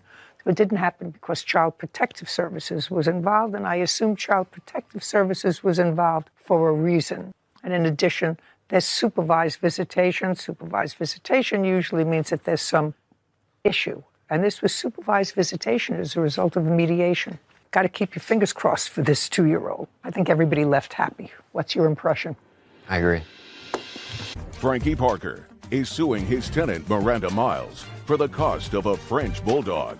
Mr. Parker, this case is about a puppy that you allegedly sold to the defendant. Yes, ma'am. That you want to be paid for. She has some sort of nonsense counterclaim. Yes, which I will get to and resolve quickly. Great. So, Mr. Parker, you have a home that has 2 units in it? We have a triplex, so it's a house, and then it's a triplex behind the house. So you live in the main house? Yes. Behind the main house, there are 3 units? Yes. When did you rent one of the 3 units to the defendant? I rented it to her around February. I think I put the ad in early February. Of what year? 2022. Is that correct, Ms. Miles, that you moved into the unit in approximately February of 2022? It was March, but yeah. You put the ad in February? Yes, ma'am. Moved in March. And what was the rent that you had? $1,250. Do you have children? Yes. How many? 1. How old? 9. According to what I read, you decided to go into the dog breeding business. Yes, ma'am. You knew nothing about dog breeding. Well, I know about dogs, but I didn't know about French bulldogs. That was kind of new to me. What is your regular business, sir? Property management. Other than the property that you live in, do you have any other property that you manage? Yes, ma'am. You're really supposed to be sort of an expert before you go into the breeding business. Yeah, well, I dog had a breeding lot of business. help. That's sort of a foolhardy thing. I had a lot of help. I wasn't by myself. I had people that was already breeding. They had 20 years. Okay, 30 so years you had experience. somebody to Yes, give ma'am. you sort of instruction. I didn't just jump into it. Okay. Yes, ma'am. And you decided to breed French bulldogs. Yes, ma'am. You purchased your first 2 French bulldogs, a male and a female, when? I purchased them around January. Of 2022? Yes, ma'am.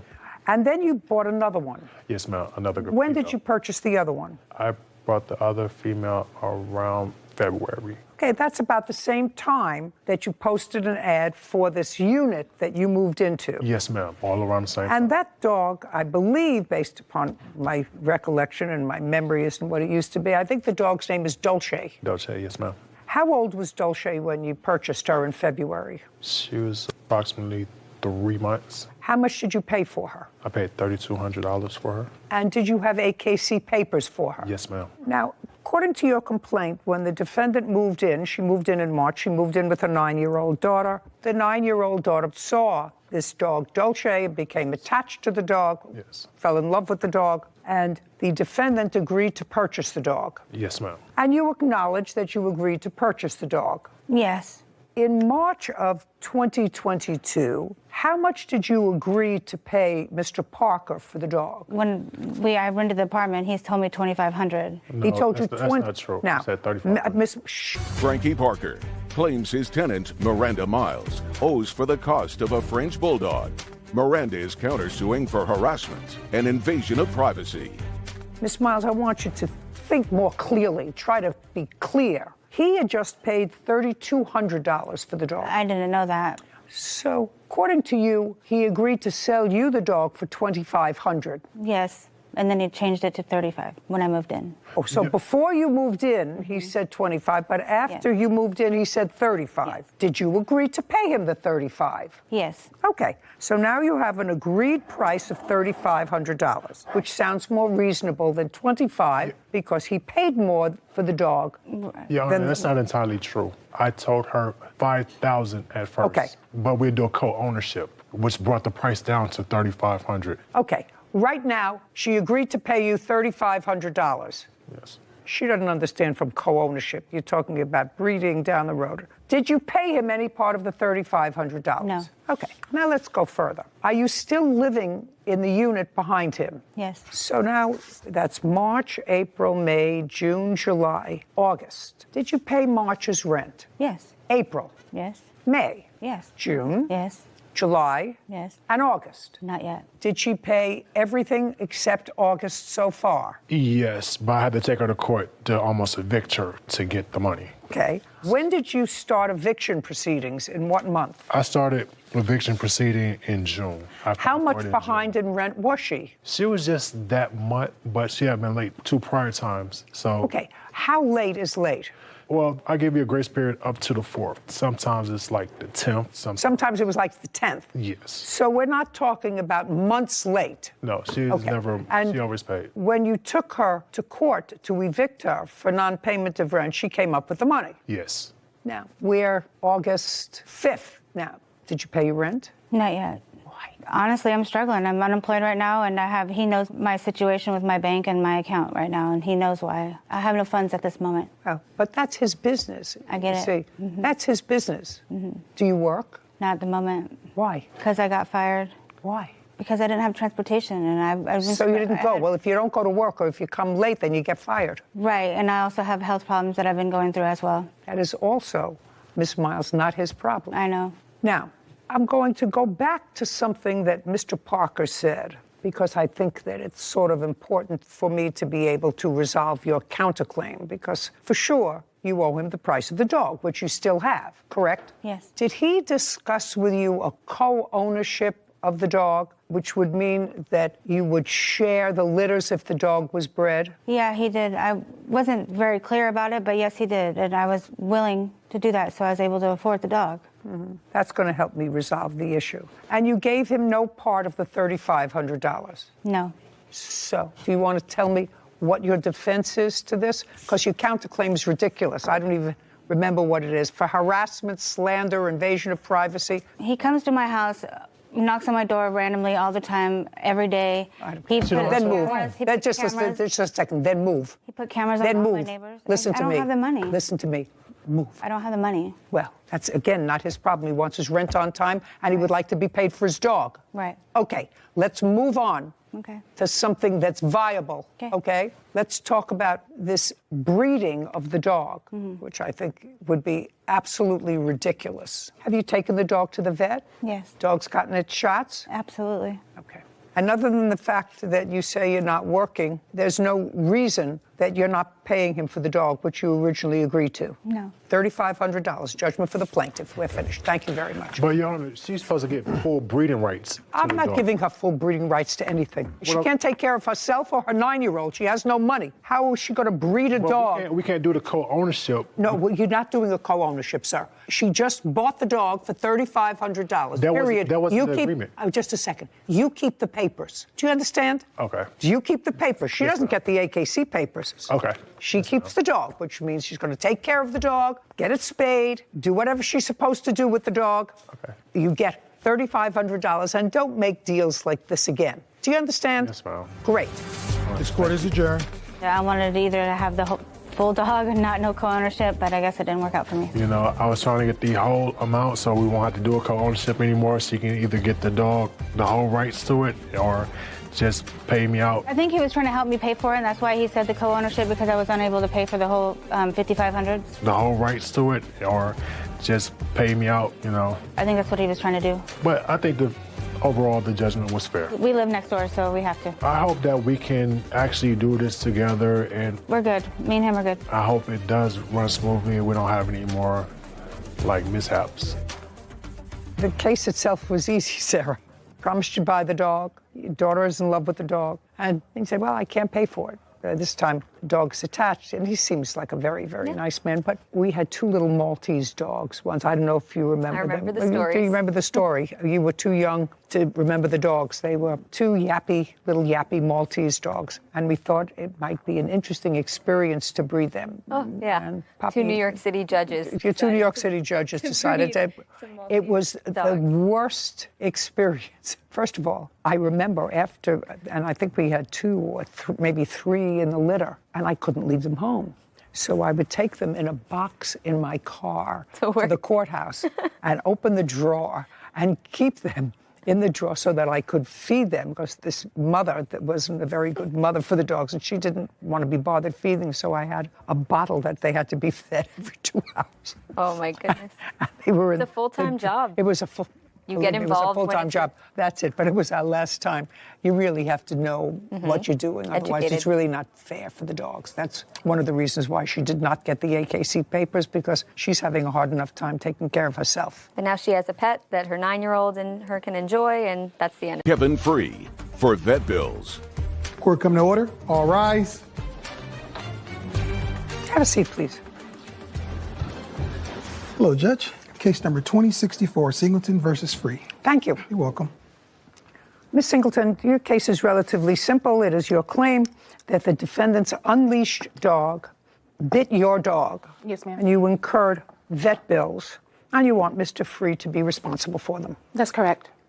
Mr. Free says that it's true that his dog did bite yours on, I think, on the leg. Yes, ma'am. But that your dog was on his property and your dog was the aggressor. That's your position. Correct. Okay. And you were walking two dogs. Two dogs and my nephew. Nephew was a baby. Yes, he was 3 years old, and my dog was 3, and the large dog that was bit, he was 12 at the time. So you have a small rat terrier, Yes. I think. And your larger dog is what kind of dog? A Siberian Husky. And what kind of dog do you have, sir? I have a Italian Mastiff, Cane Corso. That's a big dog. At the time, he was about maybe 12 months old, so maybe a little bit over a year. So he's bigger now, but yeah. How much did he weigh? At that time, probably about 80 pounds. Tell me about your property, sir. You Well, have a we photograph of your property? I do. I'd like to take a look at it. Okay. Here's a couple of them here. Miss Singleton, this incident happened when? Christmas Day of last year, around 12:30, right before we had Christmas lunch. Weather was okay? Oh, it was great. And how close do you live to Mr. Free? I don't live anywhere near him. I actually live in Stone Mountain, but I was going to my parents' house for Christmas, so we were walking around the neighborhood. He lives almost directly behind my parents' house. And I see that while there are driveways here, the front lawn extends all the way to the street. Is that right? Yes. And you were walking both your dogs, and were they leashed or unleashed? They were leashed. Both? Yes, they were both leashed. And Mr. Free, you sort of acknowledged that both of her dogs were on leashes. I've only seen one dog. I didn't see two dogs, and I didn't see a child either. It was her and a dog. So The dog that you saw, what kind of dog was it that? looked like a husky, looked kind of like a wolf. So I'm not sure. So just a second. So you saw a husky. Correct. Did you see the plaintiff? Yes. So I'm going to ask you one more time. Okay. Was the husky on a leash? I guess yes. I guess. The answer is either yes or no. I'm not sure. I wasn't. Okay, well, I if wasn't you're looking at not the sure, leash. she says the husky was on a leash. Yeah, so I'm not going to deny her dog was. Okay. And your dog at the time was on your property unleashed. My dog was on my property, period. Your dog, pay careful attention. Your dog was on your property Correct. unleashed.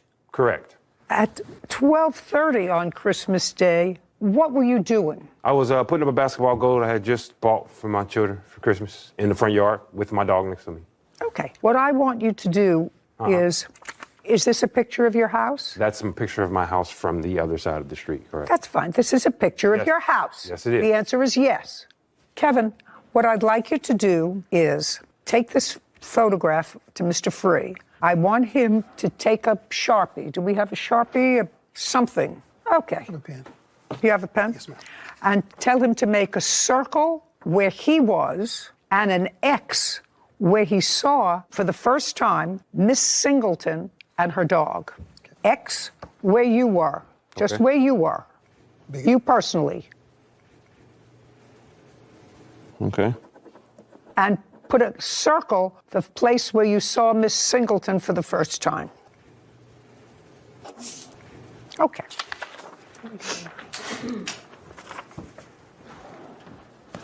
So you were in the front yard. Correct. And that looks about 30 feet away from where you saw Miss Singleton for the first time. If that. From here to here. I'll say about 20 feet. Your Honor.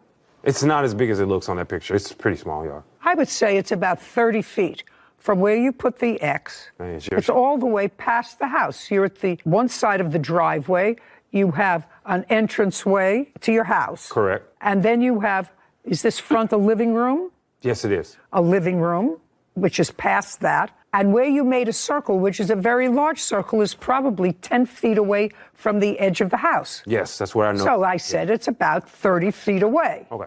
And now I want you to put, can I have your pink Sharpie, please? Yes. Thank you very much. I want you to use this and put in this picture where your dog was at 12:30. To get your understanding, you want 12:30.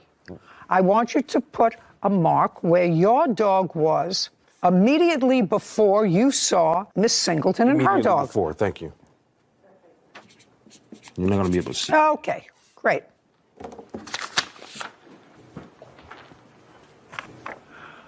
Great. So your dog, according to you, was right next to you, about 30 feet away from where Miss Singleton was when you saw her. To be honest with you, he kind of moves around the yard. He doesn't sit still very much, so. Well, you understand, Mr. Free, that even if your dog is on your property, you're supposed to maintain control of your dog all the time. And which I You do. understand that? Yes, I do. You understand that? Yeah. So if your dog is able to run 30 feet without being connected to you. He didn't run. Just walk, cha-cha, tap dance, pirouetted. However he got there, your dog got 30 feet away from where you were. Correct. Your 80-pound dog. Claims dog owner Kevin Free owes for vet bills from a dog fight.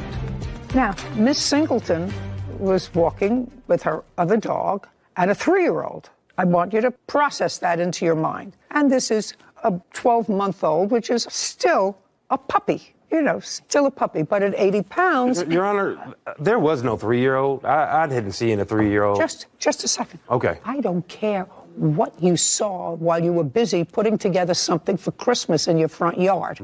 If you didn't see it, that doesn't mean it doesn't exist. If you didn't see it, it just means you didn't see it. She tells me she sees it. She remembers walking her 2 dogs.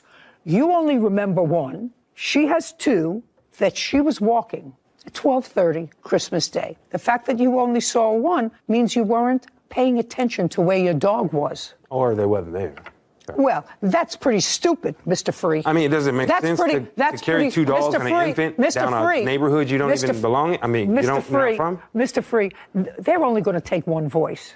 I understand. Yeah. They're only going to take 1 voice, and that's mine. Let me tell you why your argument is stupid. Because it doesn't make any difference whether she was walking 2 dogs or 4 dogs or 8 dogs. It doesn't make any difference whether she was walking with or without a 3-year-old. Ultimately, her case comes down to she was walking her leashed dog. I haven't figured out whose fault it is yet. She was walking her leashed dog, and your dog ran, walked, pirouetted, cha-cha, whatever it did, to her dog out of your control. Was not under your control because it was not leashed. Do you understand? I understand. Now, I can take away everything else. Not that I'm going to, because I believe that you were distracted, you didn't see it, and I believed her that she was walking with her 3-year-old nephew. Yes, ma'am. Nephew and another dog that you didn't see. But that's not the issue in this case, whether she was with another dog, another child, or with anybody else. The issue is, whose fault is it that a dog was out of control? So, now you're going to tell me what happened at 12:30 on Christmas Day, just so that Mr. Free doesn't think that I'm picking on him. Okay. Which I'm not. Okay, I know. You may think I am, but I'm not picking on him. You're walking with your husky. Yes, ma'am. On a leash. Yes, ma'am. What happened? I was walking with my nephew, 3 years old. No, don't just listen to me. Okay. Listen to me carefully. Okay, just walk down the street. I said you're walking. I got it in my mind. Okay. But so Mr. Free doesn't think that I'm being unfair to him, because he doesn't remember what he saw. You're walking your husky. Okay, only him. On the street. So your nephew didn't get hurt. Your rat terrier didn't get hurt. That's correct. Okay, so now you're walking your husky on the street. And? Okay, and then all of a sudden we see a dog charging towards us, And Who's we? Oh, I called me, my nephew, and my dogs we. No, now it's just I saw. I saw a dog charging towards us. That dog and Leon got into an altercation, and then Leon turned around to try and kick the dog in the face, and he grabbed his foot and he let go. Okay, but then let's go much slower. Okay, yes, ma'am. You saw a dog charging towards you. Yes, ma'am. And that dog got into an altercation with my your dog. Yeah. Tell me about that initial altercation. At first, they were biting each other's muzzles. Okay, so they were both biting each other's muzzles. Yes. Okay. My dog turned around to try and, I guess, No, don't tell me what he was trying to do. Your dog turned around. He kicked the dog in the face. Your dog kicked his dog in the face. Yes. He grabbed his leg, punctured it, let it go. Leon kicked him again. This time he grabbed his other leg. Okay, so your dog kicked that dog again? Twice, yes. His dog again? Yes, ma'am. And? That dog that time grabbed his leg, had a good hold, and shook it immediately. And then that's when I knew his leg was broken. No. Don't show me pictures. Okay. First, I have to find whose fault it is before I look at pictures and vet bills. Okay. Okay. Now, when you saw his dog charging towards you, and your dog's name is Leon? Yes, ma'am. On a leash? Yes, ma'am. On a leash. But it's a big dog. Yes, ma'am. How much does it weigh? Leon, 75 pounds. So about the same as the defendant's dog? Yes. And it's a senior dog? Yes, that is correct. Has your dog ever had a history with another dog? I'm going to say it again. Has your dog ever had a history of an altercation with another dog? No, ma'am. Has your dog ever had a history of an altercation with another person? No, ma'am. And I assume if I asked you those questions, you would give me what answer, sir? I would say no. You would say no because? Because my dog has never had any problems with any dogs. With any dog? Any dogs, person. Any other person? Correct. So you would acknowledge, Miss Singleton, that I'm going to show you this photograph of Mr. Free's house.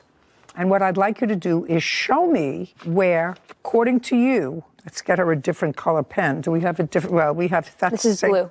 Okay. I'd like you to make a P, to just put a P where the dogs first made contact. Okay. Okay. It's not on this photo. Is it on this photo? Do you have a photo? I do have a photo. Yeah, I'd like to see it. Yeah. Would you please make This is his home, and this is where it happened, right underneath the tree. Put a P there. Okay.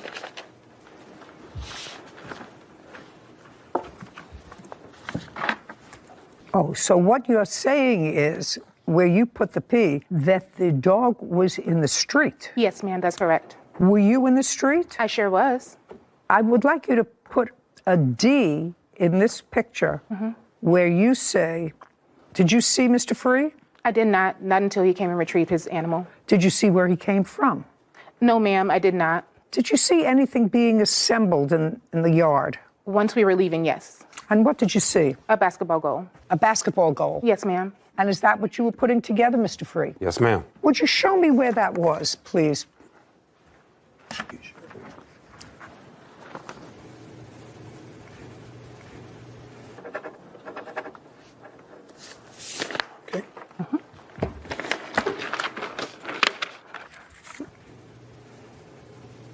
It was here. Yes, ma'am. Okay.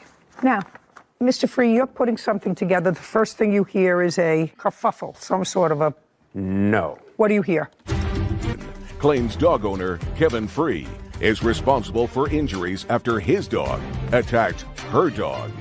No. I actually I saw my dog run across the yard. So. And? You saw the dog running across the yard. Well, normally I really don't have a problem Let me with explain him. something to you. Yeah. Okay. My job that I'm really good at Okay. is telling when people are peeing on my leg and trying to tell me it's raining. Okay. Do you understand? Yeah. Now, I could tell immediately from your body language that you were beginning to tell me a whole bunch of who shot John. So I suggest to you, Mr. Free, that if you tell the truth, you don't have to have a good memory. Now, I want to explain to you why that's so important. Did you hear Miss Singleton?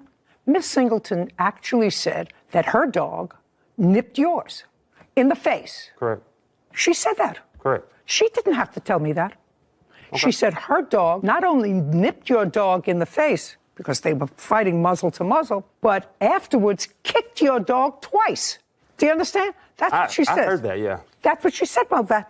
That's sort of, that's sort of surprising. That would seem to someone. It surprises me that dogs can get up on their front legs and kick too.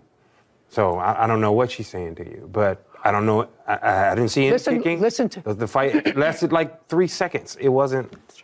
Go ahead. I'm sorry. Do you understand when you're not telling the truth, Mr. Free? Well, I think what you read from me is me responding to a whole bunch of stuff that was said that didn't. No, what me responding to you is your body English. That's me responding to you because you were putting together this thing, but you said it was here. Correct. It was in the driveway. It's pretty big. Well, this isn't a driveway, sir. That's grass. That's what you marked where you were. And you marked where your dog was in the You grass. asked me where I was. Just a second. Not the basketball goal. No, I asked you where you were. Yeah, and you and said that's where here. I'm And then you just said to me, please read it back. Where were you? And you said, I believe he said he was in the driveway. Correct. It was in the driveway. I apologize. Excuse me. Just a second. Driveway. Okay. Do you understand? I do. Eventually, it noodles its way out, sir. The same way it noodles its way out to, my memory is correct, in your answer you wrote down, you saw them for the first time in the street. On the, what we call a curve. It's a small slope that comes up from down. Not all the way in the street, no. No. Here, you see what happens, Mr. Free? Yeah. What you just said to me belies credulity. Well, I'm trying to be as just a precise second, as I but can. not Excuse me. because, you know, I've lived on this planet almost 80 years. Congrats. And if I have a choice between walking in the street and walking in that little dip that's designed to take rainwater away, I don't walk in that thing because I'll get killed. I'll break my legs. And you certainly don't walk in this little thing if you're walking two dogs and a child. You don't walk in that little drain that's carved out here to take rainwater away. You walk either on the grass, on everybody's grass, Correct. or you walk in the street. Makes sense. And you, sir, would have me believe that the plaintiff walked all the way around the block, walking on people's grass. Other than that, she would have to be in the street and decide, well, Sometimes I it's think I'm going to go up unavoidable, on but the no. grass in this But no, guy's I wouldn't house. say that. What? Sometimes it's unavoidable, so I'm not saying that at all. Sir, I have to tell you something. Yeah. You're going to pay her vet bills. Your dog was out of your control and was in the street, not on your grass. In the street. You had no control over your dog, an 80-pound puppy. Now, the dog could have, just playfully, knocked over the 3-year-old and hurt the 3-year-old. Could have. Didn't. Got into a scuffle with a dog approximately the same size. Her dog was leashed, within her control. Your dog, you had to run from where you were putting this together and come and get your dog. Your Honor, That's what you say. A dog under control doesn't manage to do 2 jump kicks and a bite. No, just a second, sir. You can do that if you're on a leash. Her dog never left her hand. Your Honor, the injuries was to the hind feet of the dog. This isn't, Mr. Free, this is, Okay. Maybe your wife lets you get away with that, sir. I don't. This is not a tap dance. This is not a recital or a rehearsal. You made a picture of where you said this happened. Yeah. I don't believe you. That's what it's about. I believe that this occurred on a public street, and on the public street, you had no control of your dog. You decided to let your dog stay outside. You haven't had any trouble with your dog before, so you wouldn't have anticipated that your dog would run out into the street, because if your dog ran out into the street and a car hit it and killed it, whose fault would that be? That would definitely be mine. That would definitely be yours, right? Do you think that you might sue the person who hit your dog? You might try. You might try. You might say, oh, my God, they should have been going slower. Oh, my God. Do you understand? You're the owner. Dogs are animals. They're not as smart as you are. But when your dog charged out into the street, it could just as easily have gotten hit by a car. That would have been your fault. But under those circumstances, you would have said it's the car's fault. Your dog was out in a public street outside of your control, and it's a big dog, and you should be more careful. If you want to keep your dog outside while you're putting something together and keep the dog on your property, put down a stake, put the dog on a lead, and let the dog stay outside with you. But if you let a 12-month-old, 80-pound dog run loose and it runs into the street, you, sir, are responsible for the consequences. What was your vet bill? It was $1,832.64. Judgment for the plaintiff. We're finished. Thank you. This court is adjourned. I don't think that I was 100% responsible. I'm glad it was swift and easy, honestly. From my perspective, it lasted for about 3 seconds. I was trying to fight with this man for a while. I'm glad it's over. Might have happened in that 3 seconds, but it was too fast for my eyes. Honestly, it was kind of traumatizing, especially since I had a 3-year-old with me and I had to quickly think and just pick him up before the dog got him. I think they just fought and my dog won. Bring the Judy justice, baby. I watch the show. I know how she gets down, you know? So, as you know, we have 2 large, pretty docile golden retrievers at home that are now 8 and 12 years old. But even when we have family that comes over or friends with little children that are curious, that like to come up and pull on the ears a little or play with them, you have to be careful. They're 80 and 90-pound dogs. We've never once had a problem with either of them. But you just never know. You can't control a dog that's 90 pounds, but they're just big. They could knock them over by accident with their tail, just so excited. Yeah, so you have to be careful. You have a responsibility when you have a big dog. And Robert Burrows are suing their former friends, Marina and David Quadra, for illegal eviction and property damage. Court come to order. All rise. Have a seat, everybody. Hello, Judge. Case 2072, Burrows versus Quadra. Thank you. You're welcome. Mr. and Mrs. Quadra, you were living in a home, in a house? Correct, a townhome. That you didn't own. And for how long had you been renting that home? We did not rent out the home. How long, if you didn't own it, then you were renting it? We rented it for 2 years, Your Honor. It gets scarier if you have a fixed position in your head so that you're not listening to my questions. Do you understand? Yes, Your Honor. When did your lease start? July of 2020. And when was it to terminate? It was terminated August 1st, 2022. And it was terminated by an eviction? Correct. And you were evicted because the landlord said that you sublet the apartment to these people and their family? Correct. And they were people who you knew, both in the military? Just him. What do you do? I'm a federal employee. And you? I'm active duty, ma'am. But you knew each other from work? Correct. Where did you move in August? National City, Your Honor. How far is that from your prior residence? It's about 30 miles south, Your Honor. Are you in a home that you own or that you rent? We are still renting. How much are you paying in rent? $21.50 a month. You have a signed lease? We do. When did that lease start? August 1st, 2022. And why did you choose to live in National City? It is closer to where he is stationed. It is also Shh. Don't speak. Yes, Your Honor. How much closer? To his job. To his job? It went from a 30-minute drive to a 15-minute drive. Okay, so that's better. Correct.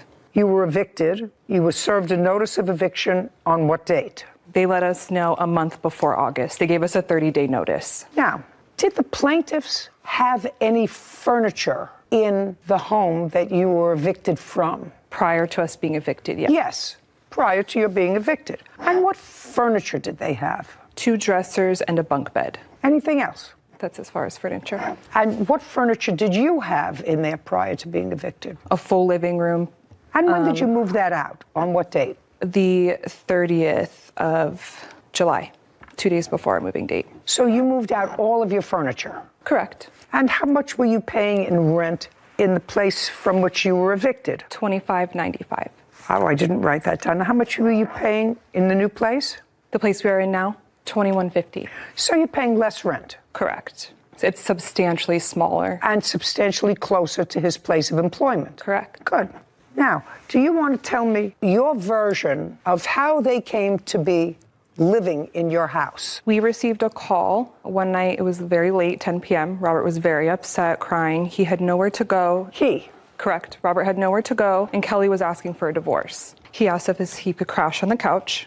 We have a toddler at home, so I asked him to sleep in our guest bedroom instead of the couch. Okay. He stayed that first original night, and the next day he needed to job hunt as he was jobless. We offered to watch his child. He looked for the job and he came home. He asked us if he could stay for a while in that guest bedroom until he got onto his feet with the job.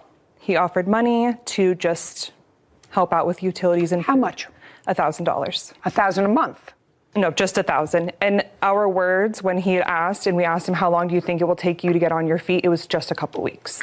Okay, so he was offering $1,000. Correct. Which was 40% of your rent to stay for 2 weeks, to stay in your guest bedroom. Mm-hmm. pretty decent. Did he give you the $1,000? He did. And he gave you the $1,000 on what date? He gave us the $1,000 on May 29th. And when did he start staying there? He started staying with us May 21st. Then what happened? He stayed with us for about a week. Everything was okay. He job hunted. I helped with the child. Within this week, he... Look at me. I'm sorry. He confided in us that he wanted to work on his marriage with Kelly. He did not want the divorce. It was something that she had asked for. They wanted to work on it together and had asked if Kelly could come around to stay with him and the children and work on their marriage. When he moved into the guest room, did he take the children? Did he have the children with him? He did, but it was just on certain nights they were sharing. And then he asked if Kelly could come as well. Correct. The wife. And what did you say? Well, why couldn't he go home? He could not go home due to their relationship with her parents. Their parents. Oh, she was living with her parents. Correct. And they were both living with her parents. Correct. So he said, I can't go home. We want to work on the marriage. Could we come and stay here with you? Correct. They have 2 kids? They have 3. They have 3 kids. And how many dogs? 4. 4 dogs. So far, you get 4 stars if you let her come. I wish it would have worked that way. No. You don't understand that that's where I'm at so far. Yeah, of course. So now, May 29th, he gives you the $1,000. She moves in when with the dogs? So we had a long trip planned to Vegas. We let them know that after we had left, she could come stay while we were gone. What month? June? June, correct. How long were you away? We were away for 5 to 6 days. Well, what was he going to do when she came there with the 4 dogs, 3 kids after 6 days? What was the plan? This was never a plan of, here's a lease agreement you are going to rent from us. It was just I need somewhere to stay. Can they please come for this short period of time until we figure this out? Great. Okay, now let me hear your version of the events. When you went to stay there with your children, you were having trouble with your wife. It's incorrect. Incorrect. Former friends, Marina and David Quadra, for an illegal eviction. Marina and David are countersuing, saying Kelly and Robert caused them to be evicted. So when you went to their house and you wanted to work on your marriage, you could have gone back to your in-laws. Yes, that's correct. You could have. Why didn't you? The reason why we decided to split up was because we're trying to keep our kids in the same school district. So with having 4 dogs, that's impossible to keep in an HOA. So she decided to go with her parents. I decided to stay back to finish the school year with the kids, still being in May, so they can finish in the same school district. That's why I decided I needed a mailing address so that they could stay in the same school district. So you mean this discussion that she just said to me about you having problems, marital problems with your wife, that never happened? Irrelevant. It's just... No, that's not what I said. What I said was, because I believe her. I believe that that's what happened. I believe that you called her and said exactly what she said. She told me. I mean, I didn't have to have Whitney read it back. I believe that that's what you said. So I don't want to hear baloney about school districts. You were having trouble with your wife. No, ma'am. No. No.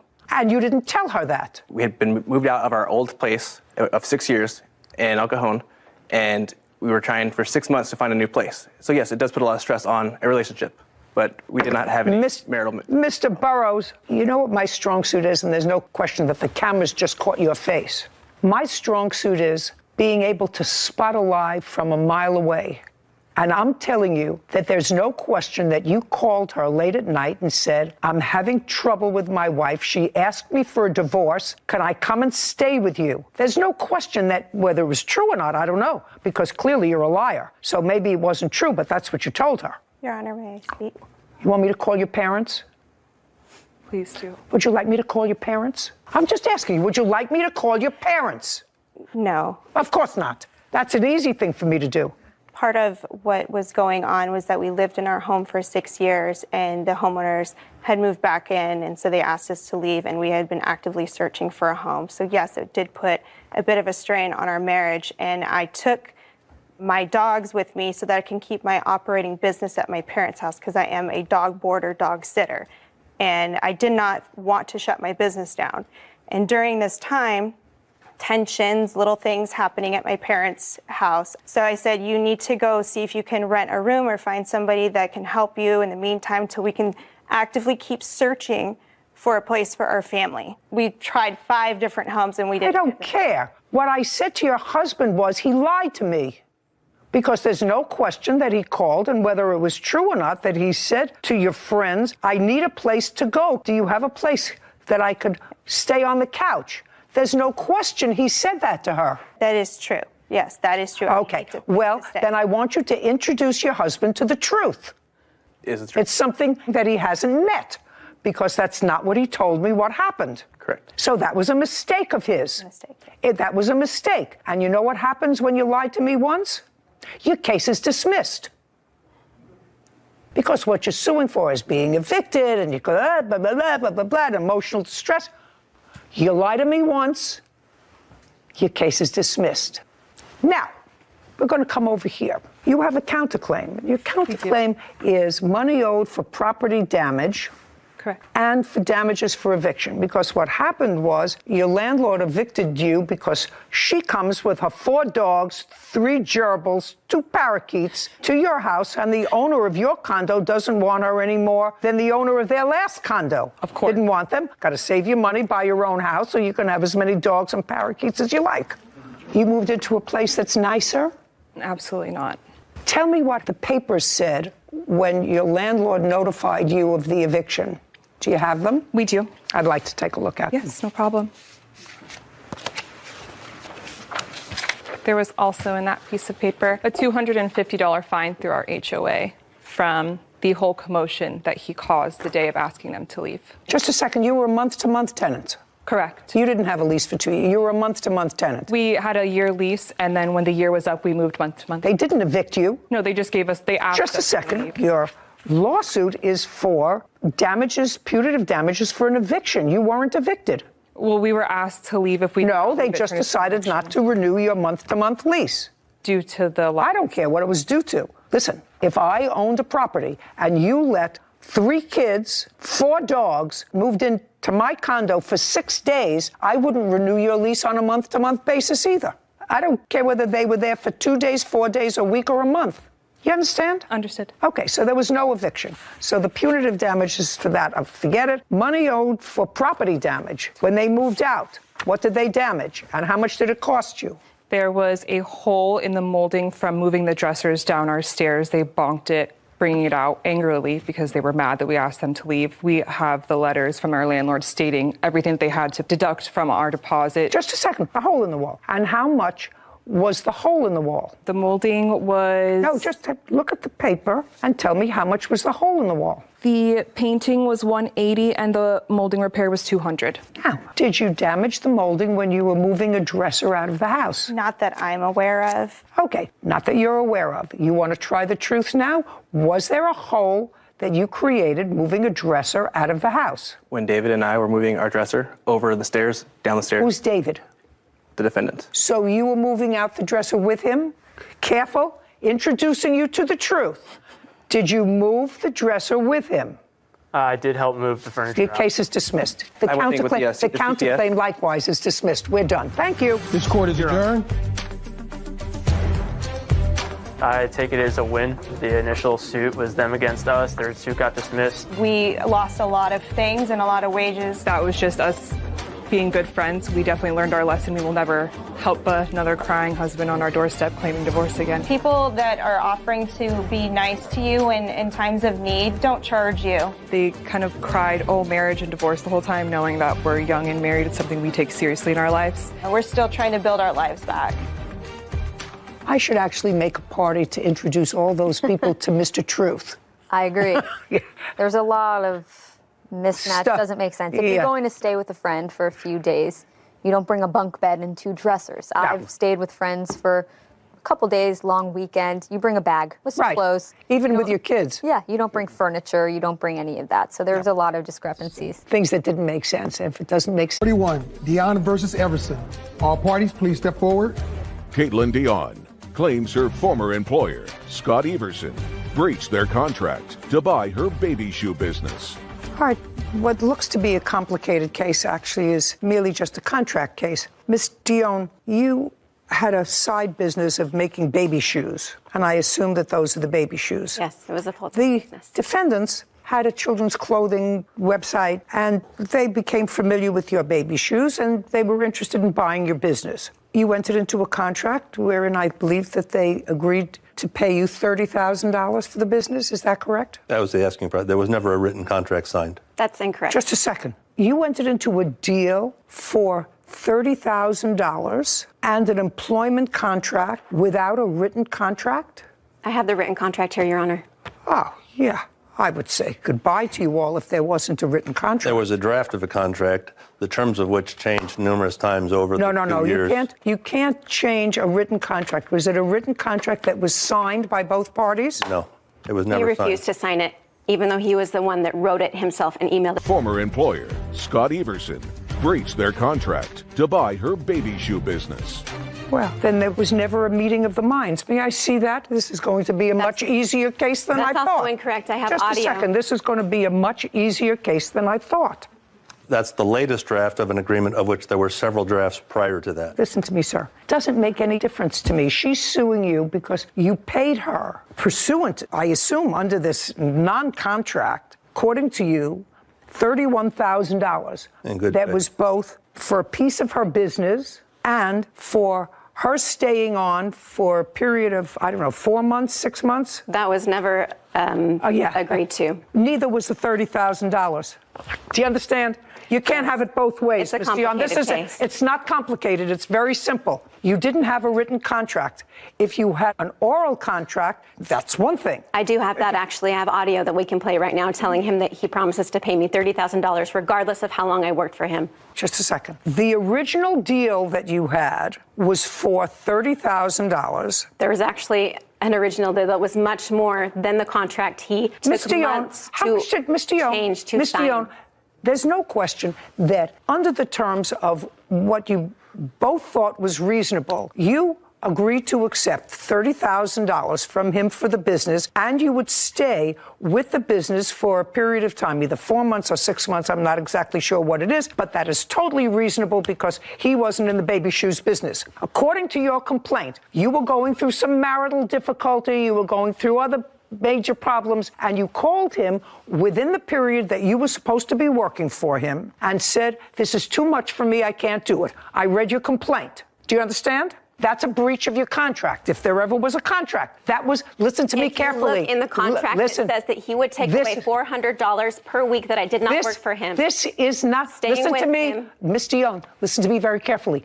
This is an unsigned contract. Why did you send it to me then? Just a second. He gave you $31,000. He did not. He gave me $5,000. Just a second. He says he gave you over the period of time $30,000. Did you give her? I have to. Just a second. In the period of time that we've known Ms. Dion and worked with her, I've given her $31,668. I have proof that says otherwise. I'd like to see it. Here are my hourly No, not that. Those are paycheck stubs, of which of the $31,000 she received, that were $10,000 not part of the business purchase price. Listen. No, you're right. That was pay stubs. I have to explain something to you. There was no written contract and clearly no meeting of the minds based upon what you both told me today. What was I supposed to do? I signed the contract and gave it back to him. Then you should have done nothing. If he didn't sign it, you should have done nothing. I was a single mother at the time. Mr. Young, you have to understand, this is a court. He had all of my assets. This is a court. It's not Dr. Phil. You had no written contract, and if you had no written contract, you had to have an oral contract. I do. No, then you had to have an oral contract, and that oral contract clearly did not reflect a meeting of the minds of both of you. If he didn't sign this contract, and whether it was for your business or for your employment, are you saying to me that you did not receive from him? I'm just curious, because he has the documentation to show me that you did not receive from him $31,000. I have documentation. Sorry, I thought that was a question you asked. That was a question, that you did not receive from him. I don't care if it was the business or as a worker, that you did not receive from him during a period of time $31,000. I did not. That's incorrect. I have my paychecks. I have the down payment that he made. I have the installments that he made. Just a second. All of which added up to $31,000. Just a second. Add them up, and I asked you a question. How much was it? Your paychecks and the down payment he made on your business. How much was it? I want to know if it was he said it was $31,000. He paid me $16,666 for my business. My paychecks do not matter. They were not a part of the business agreement. Did you file your case in small claims? That is not a part of my business. Did you file your case in small claims court?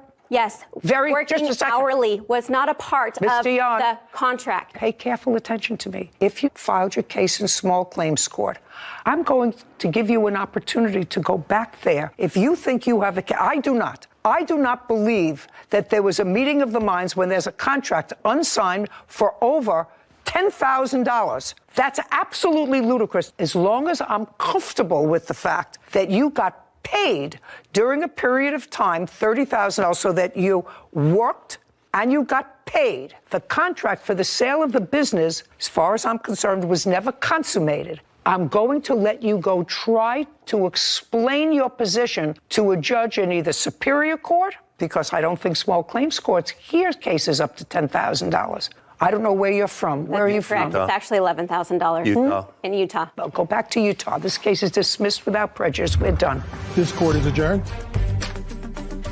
I reminded him over the period of 2 months. Paid her $31,000 for her time in her business. Give me the contract, give me the contract, give me the contract. She wanted a job. That's how she first approached us. She applied for a job with us. My working for him hourly was never part of the agreement. I wish I had been more careful. I'll see him back. Diana and Donald back for an illegal eviction, security deposits, and an assault.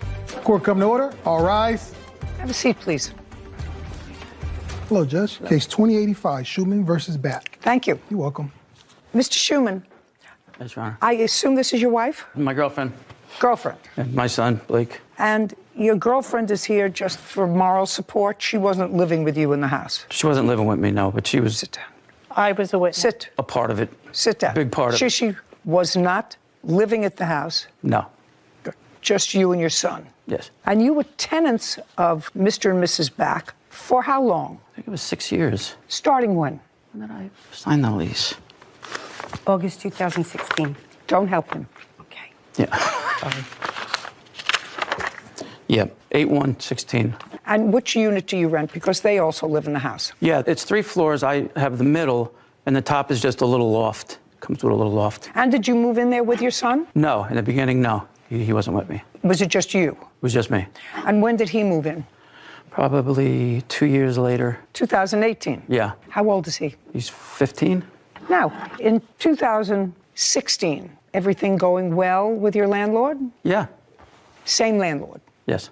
What about 2017? Everything's good. Everything's going fine. 18? Must have been going fine because you brought your son in to live with you. We did have a few incidences that I had to call the police then. Okay, so in 2018, you had to call the police. Yes. When in 2018? First time Mrs. Back came, and she had a problem with Blake. She said he walked too hard upstairs. Okay. Now, before Blake came with you, with whom was he living? With his mother. How long was he living with his mother? Since he, Since he was born? Yeah, since birth. And did you visit with him before he came to live with you? Yeah, I had him every other weekend and Tuesdays and Thursdays. So something must have happened in 2018 because he's 15 years old, he's in high school. You want to tell me the reason? Angela, I want you to bear in mind, this is my business. Yeah. You want to tell me why your son came to live with you? And if you just want to say to me he and his mother weren't getting along, I will accept that. No, that's not why. She wanted to move to Florida, and she said I could have Blake. Interesting. Okay, so the first time you started to have trouble was when your son came and Mrs. Back said that he was walking too loud, making too much noise upstairs. Yeah. And how did she communicate that with you? Well, Mr. Back was really the one who had the problem. At night, because Blake would go from his bedroom to the bathroom, and he walked too loud. That was it. So what did you do? Well, that was that. I want to know why you called the police. Well, why you called the police was because finally, this was the following year when she... No, just a second. So that was it. In 2018, they told you that your son was walking too heavy. Yeah. In the middle of the night, going from his room to the bathroom. Yeah. Okay, but that didn't require a call to the police. So I'm waiting. Well, this is not a well. You call the police. I want to tell you something. I've been a tenant for most of my life. I've never called the police on the landlord. So this is not an answer that starts with well. When was the first time you called the police regarding Mr. and Mrs. Back, and for what reason? She illegally entered my apartment. She used her key to come into my house. Okay. Don't speak. I told you not to speak. Okay, I'm sorry. When did she use a key to come into your apartment? What time of the day? No, month. The day and, month? I don't remember. I mean, I have the police report. Oh, I'd like to see it. Well, that will tell me. The door was open, Your Honor. Sorry. What part don't you understand? You want me to just grant his application and say goodbye to you? I'm sorry. Sorry. I know I had it. No, I have it, but I... You have it, but you don't have it. Well, Okay, so that was sometime, according to you, in 2018/19, she entered your apartment without your permission using a key. Yes. And as a result of that, what happened? Well, the officer came... It's not a well. Yep, the officer So came. she came in and you found out that she'd been in your apartment. How did you... Yeah, I was upstairs. I was in the apartment and she came in. Oh, she used her key Yeah. and came in and you were there. Yes. Tell me about that incident. So she came in. She confronted Blake, then I went upstairs. Just a second. She confronted Blake and you went upstairs. Upstairs from where? From downstairs. We were coming home. She came running down the block, saw that we were home, and started telling Blake that he walks too loud. You're walking too loud. You're walking too loud. Just a second. She's in the street. She was coming. She saw us and she's coming You back. said you were outside. You were outside. First you tell me, if I'm not mistaken, Whitney, he said he was in the apartment when she came in. Yes. Is that correct? Yes. Okay. First you told me you were in the apartment. That's not accurate. This happened outside. Yeah. Yeah. So it happened outside and she was yelling at your son that he was walking too loud. Yeah. Yeah, not yeah, yes. Yes. Okay. And now she's outside coming from the beach. She's telling him, you're coming inside, keep going. Then we went inside. I said, okay. Just a second. I said, okay, I'll tell him to walk a little softer, levitate a little bit. And we went inside and I got onto the phone talking to somebody. I guess she heard me talking and she opened her key and came up the stairs and started yelling. I wasn't yelling at Blake. I wasn't doing this to Blake. I wasn't doing that to Blake. All right, next. I'll tell you what this case is about so that everybody understands what this case is about. You're claiming that they illegally evicted you. That's one thing. You claim that they have your security deposit. And what else do you want? You say that there was a simple assault because when yelling at you, one of them spit on you. It was a lot more than yelling. I don't care what's yelling. Nobody hit you. That's either a yes or a no. No. Claims his former landlords, Diana and Donald Back, owe for an illegal eviction, security deposit, and an assault. Diana and Donald are countersuing for apartment damage. Now, illegal eviction, return of security deposit. And you lived there until when? Until June of this year. Now, in June, something happened, and that's where your girlfriend has some information, because it was June 3rd. You are Gina. Yes. Perfect. You and Gina were in bed asleep. Does Gina have her own car? Yes. Do you have a car? Yes. So that's two cars. Yes. Where are you supposed to park? Well, we don't have a driveway, so you can park on the street if you want. Okay, so you weren't parked anywhere near the house? No, across the street. Correct? Yes. So his cars weren't blocking yours? Yes, they were. Where was your car parked? My car was parked out front behind his disabled spot that he has for himself and only him. Just a second. Behind. There's a disabled parking spot on a public street? Yes, but it's only his, for his number only. So no one else can park there or they get ticketed and towed. Even if you're disabled? Shh. Yeah, even if you're disabled, you're not allowed. Did you get a spot assigned to you, sir, assigned to your car because of a disability? Yes. What's the nature of the disability? I had 2 cracked vertebrae in my neck. I dislocated my left shoulder. I have herniated and ruptured discs in my lower back and nerve damage down my left leg. So you have a place to park? Yes. Were you or your girlfriend Gina in any way blocking Mr. and Mrs. Back's car? No. Okay. Did you see where they were parked? Yeah, she was parked on the street in front of the house. Their car was parked in the street in front of the house? Yes. Okay. Go. June 3rd. Where was your car? So my car was parked behind his disabled spot. My husband came in and showed me a ticket that was on my car, and I couldn't understand because there's no meters or anything. And when I went to look at the ticket, it took me a little time. I checked it. It was for unregistered vehicle. First time in my life I've ever done something like that. I went online right away because I said, I know I did this in April in my mind because I do everything online. Obviously, I never sent it through, and I didn't realize it. Cops in the town have a scanner. They scanned my card. They gave me a ticket. I'm responsible for that. I understand that. But when I spoke to the cop, he said... No, don't tell me what the cop said. Well, I can get a ticket every 12 hours. So I panicked. I said, okay, I'm going to try. Now I understand what's happened. But I needed to get my car Just a off the second. road. So now I understand what happened. She got a ticket parking on the street. And the ticket for parking on the street was for having an unregistered vehicle. Yes.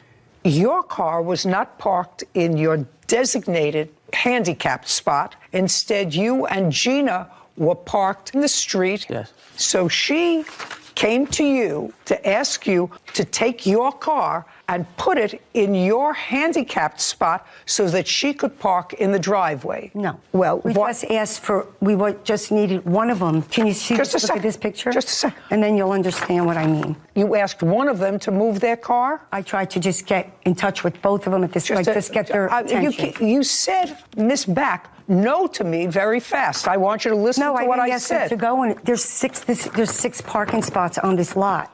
So I didn't need him to go in his spot, is what I'm trying to say. It doesn't matter. I just needed him You need to move? get through. He could have stayed there the whole night if he wanted to. Okay. And what time was this? My husband walked in about 20 to 9. I started to look it up, thinking that something was wrong. By the time I figured that out, then I knocked on the door. Just a second. No Give me a answer. time that you went to his door to knock at the door. I started knocking on the door about 9 o'clock, a little bit after, maybe 5 of 9 o'clock. And then I proceeded to text, and I proceeded to call. Okay. Now, prior to that, Mr. Schumann, prior to that date, at about 9 o'clock, when was the time immediately prior that you called the police about the behavior or a complaint about Mr. and Mrs. Back? After. Shh. Okay. What don't you understand? When I called the police, it was probably about 9:45. No, prior to that night, when she wanted you to move your car. When was the time immediately preceding that you called the police about any conduct of Mr. and Mrs. Back? Yeah, I don't remember the date. Give me the month and year. Oh, wow. It was... So far, we have 2018. Maybe 2020. So that was the second time that you've called the police? Yeah. I'm sorry. You keep saying that. Okay. 2020. What was that about? What that was about was she was downstairs with her friends. They were smoking so much marijuana that we couldn't breathe on the second and third floor. And Mrs. Zanino called her and said, you guys got to knock it off. You got to stop. We can't breathe up here. Had to open the windows, had to turn on fans, and I had Blake there. May I see the police report? That one I don't have. They wouldn't give it to me. They said... Just a second. That they said you don't have that police report, but that you called because of smoking marijuana. Yes. Okay. And that was the time immediately preceding the call at 9:45 in June of 2022. Yes. There were no calls in between. No. Is that correct? One after, but not before. One after? 2 days later. 2 days after the altercation. Yeah. After the altercation. Okay. So now, according to you, you and Gina are in bed, sound asleep at 9 o'clock. Yeah. Where is your son? He's downstairs on the second floor. That's where his bedroom is. Okay. But downstairs, when you want to get in, do you get in from the second floor or the third? Come in the house, you got to come in from the first floor. And then walk up a flight of stairs. So you have to pass where your son is. Your son is on the second floor. Oh, yeah. If I'm going up to the loft, the bedroom door is right there. Yeah. Okay. What's your son's first name? Blake. Blake, stand up. Move over next to your father. You're 15 years old? Yes. 15-year-olds don't go to sleep at 9 o'clock at night. June 3rd, 2022. Where were you? I was in the bathroom. You were in the bathroom? Yes. All night? No, not all night. Well, when were you in the bathroom? Around 9:30. When did you hear banging on the door? It was around that time. It was around 9:30? Yes. What did you do? Well, I didn't know what was going on. No, you heard banging at the door? Yes. Did somebody say something? Well. Not well. Look at me. All you have to do is remember this. Don't speak, Mr. Schumann. Don't speak to him. No, he's nervous. Don't speak to him. He won't have to be nervous if he tells the truth. So you see, you just have to cool it. Do you understand? Yes, Your Honor. Perfect. His former landlords, Diana and Donald Back, of wrongfully evicting him and keeping his security deposit. You came here. You brought him. Just remember that. You came. I know. You brought him. What did you hear when you heard banging at the door? I heard Don scream, Dan. You heard Mr. Back? Yes. Scream what? Dan. And Dan? Yes. And that's your father? Yes. How many times did you hear him scream Dan? Only once. Once. And are you out of the bathroom?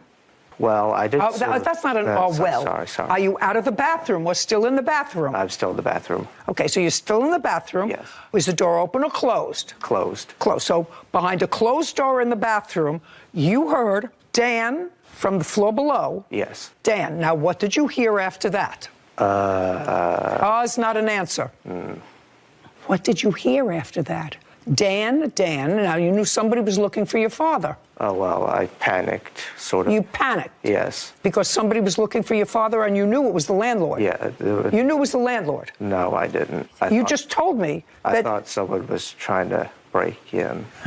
You mean, just a second. Blake, let's get real. Okay, let's stop with the scripted scenario that your father is giving you. Because don't speak.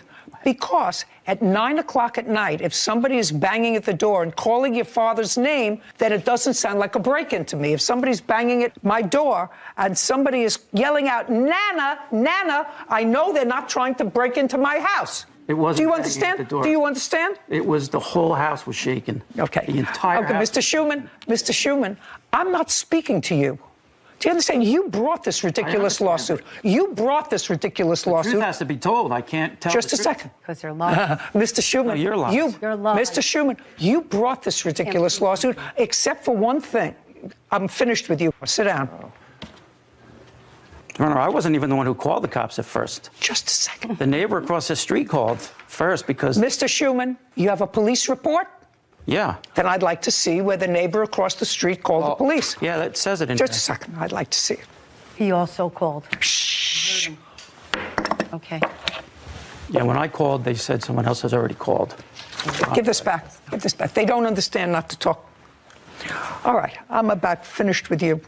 You moved out? Yes, I was illegally evicted. Great. It's a great thing that you moved out. It's a great thing that you moved out because you don't want to be with such bad landlords who yell and scream in the middle of the night, who smoke marijuana around your 15-year-old son who would never think of doing that, right? Right? Yes. Yes, of course. And so it's a good thing that you found someplace else to go. Well, it is a good thing. It's a very, very good thing. The stress that's off me now. Perfect. Then it's what we call a mitzvah that you moved out. Okay? The only thing that I'm entertaining on either side is, on your side, the return of your security deposit. Do you understand? Yes. How much was your security deposit? $1,750.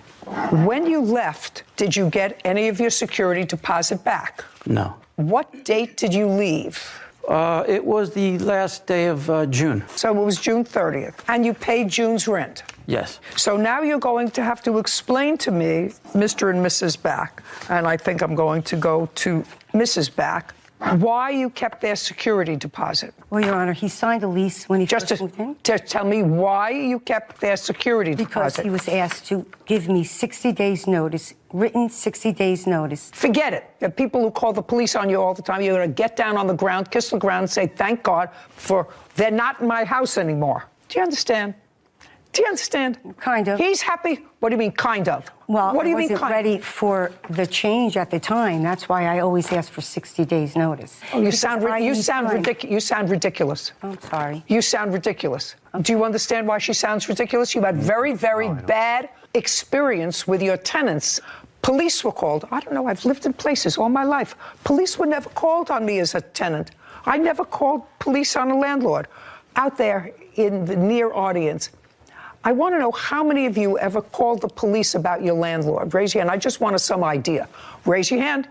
Don't tell me the truth. Okay, good. Now, how many ever called the police on a tenant? Look at all this. How many times? Twice. Great. Landlord or tenant? On a tenant. You called about a tenant? Yes.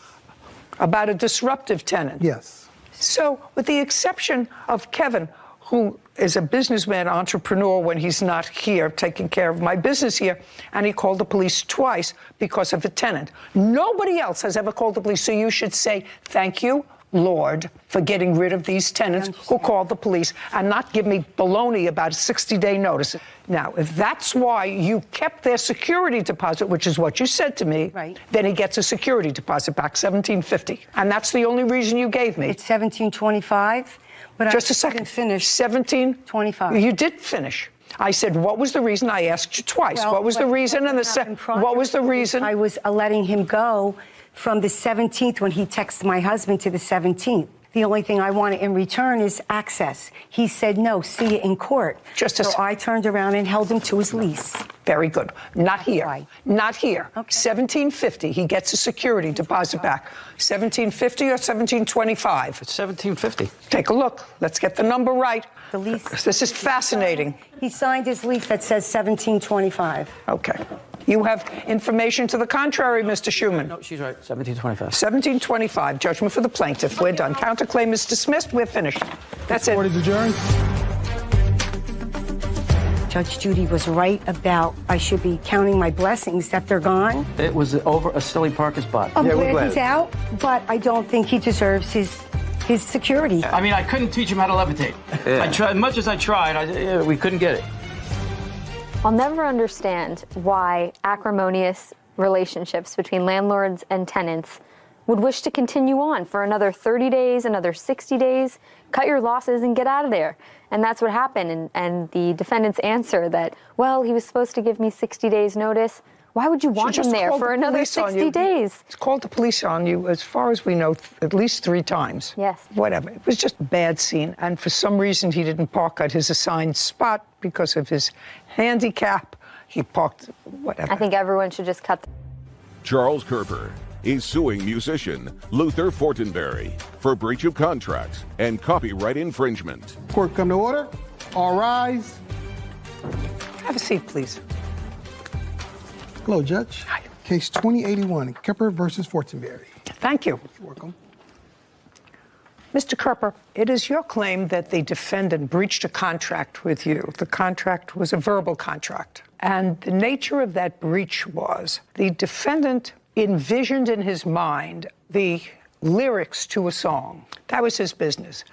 And he asked, according to you, he asked you to put music to the lyrics. Am I understanding that correctly? The latter part is true. However, it was more than just a verbal contract. It's also in writing. Okay, I'm going to take a look at it. Okay. That's important. And according to your complaint, you did in fact write the music. Correct. To his lyrics. That is correct. And you had an agreement in writing that you would share the profits of any exploitation of that song. That is correct. With him. Yes. And that he breached that agreement. Yes, there's also an agreement that he would give me proper credit whenever he was using that.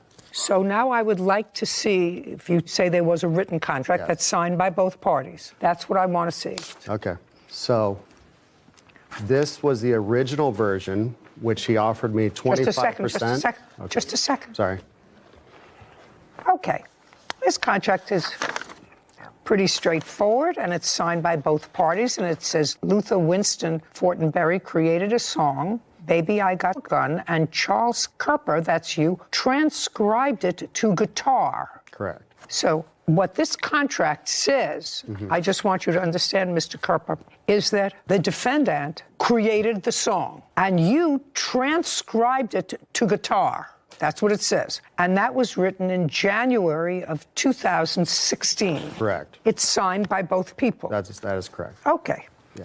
Now, what you're showing me is something else. How it started to change over time. Listen to me. This was your written contract. Right. Any change in that contract, unless I could really find that there was a meeting of the minds with regard to it, has to be in the same formality of this contract. This initial contract is very clear. It does not say that you created this music. I'm telling you what this initial contract says. By the way, Mr. Fortenberry, this contract was written January 30th, 2016. Yes, I'm looking at it. Yes. When did you create this song? In what month and year? About a year. I don't know exactly, but I was at a popular comedy store, and the manager of our show What show? The Ding Dong Show. What's the Ding Dong Show? When you said our show, was he involved in that? Just with this transcription. I was involved with other elements of the music as well with Mr. Fortenberry. Well, right now this says transcribe. And what I asked you, a simple question, when did you write this song? At least a year before this contract. At least a year before January 30th, 2016. Yes. And I was singing it regularly a cappella at the club. Okay. But you asked him to transcribe it. That's what it says. Now, this was done at the time that you transcribed it to guitar. I would argue I'd never transcribed it because... That's it, just a second. That's what this says. It doesn't say will transcribe it. It said transcribed it. Correct. To a guitar that they both agreed to submit for sale. Correct. Asking price will be $10,000 to rent and $10 million to sell it outright, and you will split it 75-25. That's what this says. That is correct. Now, did you ever rent it? I never rented it or sold it. Just a sec. Well, I'm asking you these questions. You never rented it? No. And $10 million to sell it outright, and you never sold it? No, ma'am. Okay. So it was neither rented nor sold, which was your original contract. And you have no proof to the contrary, that he neither rented it nor sold it. I have evidence that he did use it in other It doesn't say that you can't use it. Right, that is correct. Okay, now you want to show me, sir, because this is what your action is. You want to show me that this original agreement was somehow modified. Correct. To give you a wider berth. This is correct. Okay, so I'd like to see what you have in writing. Okay. So immediately after that was signed, about 4 or 5 days later, you have the papers that's stapled behind. I confronted Mr. Fortenberry and I said, this is not a transcribing project. This is a rewriting project. What he provided to me was not usable for transcription. And on the next page, we have a text message exchange that I highlighted where he Well, just a second. Shh. Sorry.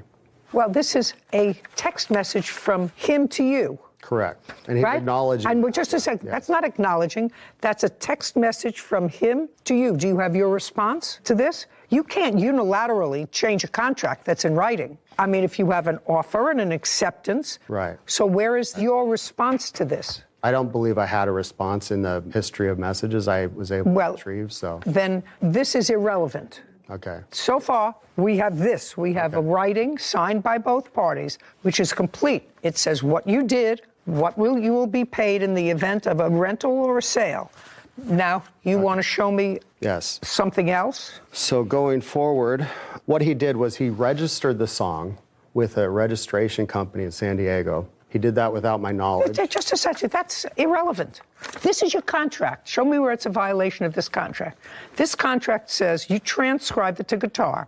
If the version that you transcribed with a guitar is either rented or sold, you will get 25% of the revenue. Right. So we already went through that. You do not have any proof that he either rented it or sold it. It doesn't say that you will be given credit. It doesn't say what your credit will be. If you have a modification where he agreed that you will get certain credit and you accepted that, I will see that. Okay. This is the most recent agreement signed in August 21st, 2018. It's dated August 8th.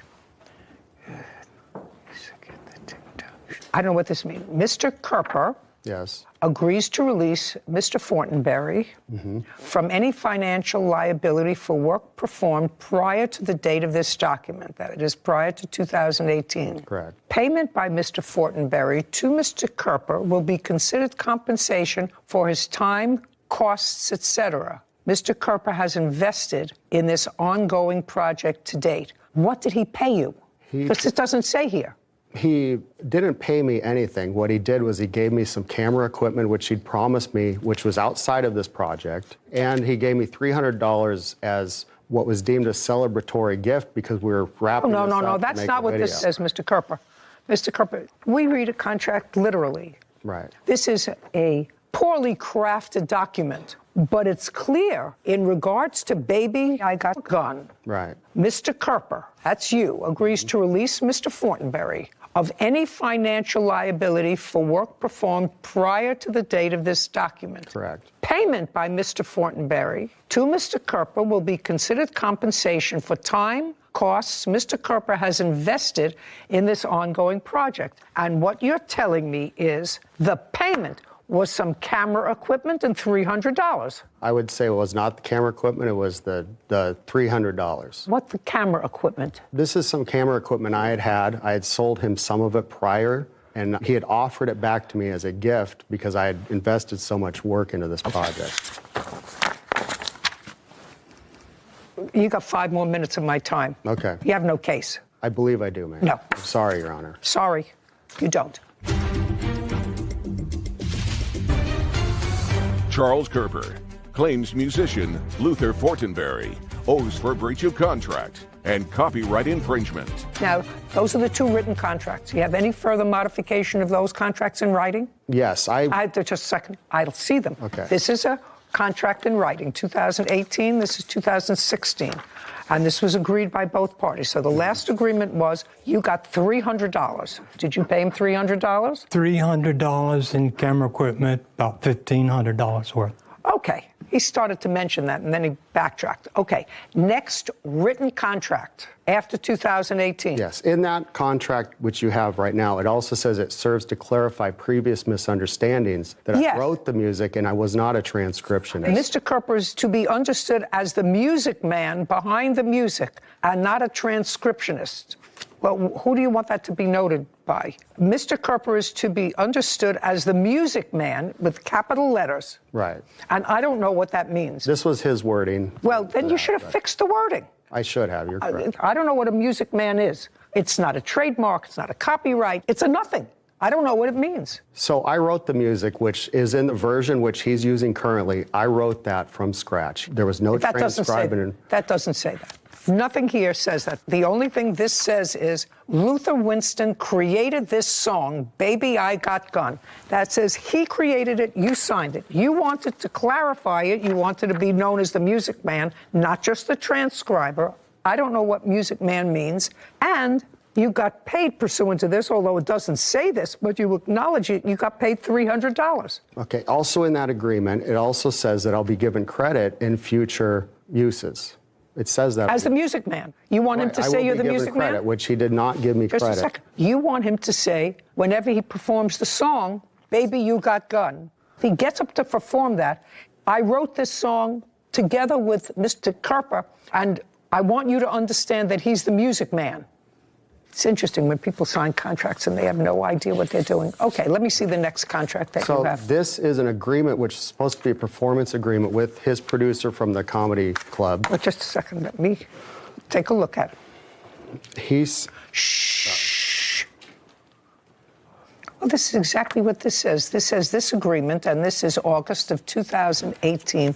And who sent this, by the way? Mr. Fortenberry sent that to me. Okay, it said this agreement gives Luther the right to perform music as the opportunity arises. Luther is further released of any further financial responsibility or debt owed making music. Charlie Kerper will be referred to in the future as the music man. This payment will be for goods and costs making music for $300 and camera equipment. If any referral is made in the future as to who wrote and performed parts of said music above, Charlie Kerper will be given those credits. Correct. Okay? He sent that to you. Where is your response? So he sent that back to me on August 8th. Just a second. Okay. He sent this to you. So I would like to see your response to this. I agree to your terms. I disagree with your terms. If you agree with the terms, then I might accept that as a modification of a contract. If you say I disagree with the terms, then there is no modification. We go back to these 2 signed agreements. Correct. Where is your response to that? Can I explain what happened after that? He's emailed that to me. I was here in LA, and I didn't have an opportunity to entirely go over it, but we were trying to meet with him at a restaurant and also at the museum to have this resolved. So I had my phone only to look at it, and he was playing hardball with me that day. So he sent me these emails saying he had signed these agreements, which included making referral to me and clarifying that I did in fact write the music, which he claims I transcribed. I need your response to him. Okay. If there is no response, we have these two agreements. So the response was this. That night, he finally agreed to meet with us. Right, in writing. Yes. I want what you sent to him in response to this email. Well, I called him on the phone and I said, can we meet so we can sign this and put this fast so the music video could be moved forward? And he wanted a performance agreement so there wasn't any questions whether or not they could use the music in the video. So I arrived at his apartment. He made us wait outside for half an hour. Okay, Mr. Kerper, I really don't care. Okay, I'm sorry. It's not relevant. Yeah. What's relevant is if you had a subsequent offer and acceptance to a new contract, a modified contract that he made via email, and you responded to him via email that I accept those terms, or if you sent it to him and said, these are the terms I want, and he wrote back and I accept your terms, unless you have that, you are bound by these two written contracts, which means you got paid. You got paid $300 and some equipment. You got paid. Right. And according to this contract, when referring to this music and referring to you, he has to refer to you as in capital letters, the music man. Correct. Giving me credit. Correct. No, he has to refer to you as the music man. It says here in this contract, I'm sorry, if any referrals made in the future as to who wrote and performed parts of said music above, Charlie Kerper will be given those credits. Yeah, as the music man. No, it does not say music man here. Where? It should say it in the, not that one. Not that one either, the other one. There's no other, I only have two written contracts. This is his original email to me that he sent me before the contract we're discussing, and it has my response. I have my response attached to it here. I'm sorry, Your Honor. Okay.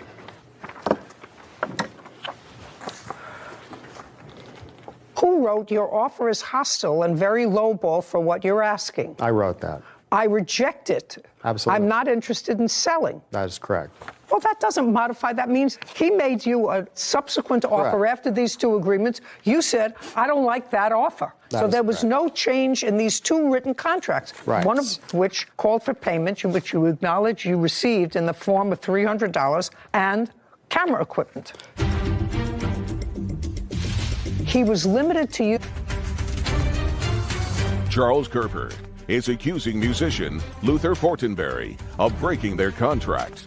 Luther claims he already paid Charles for his services.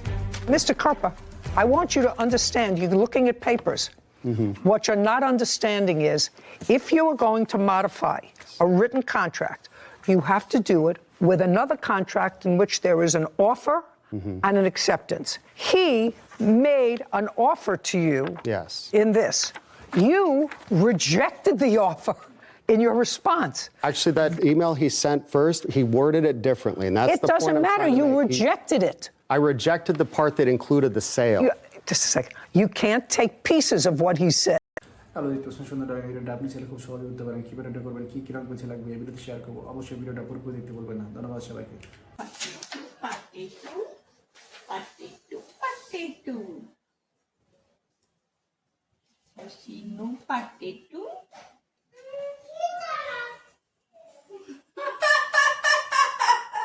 তুমি আঙ্গুর খাও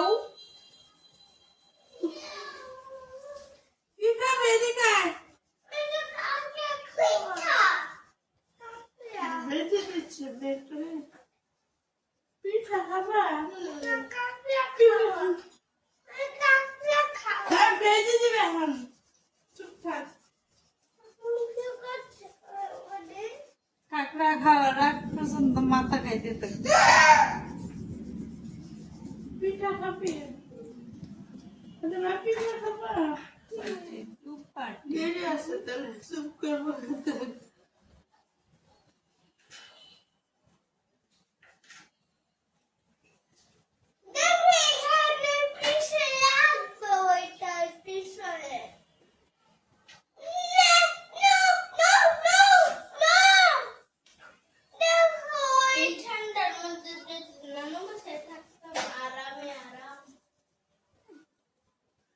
Ini kita berbarang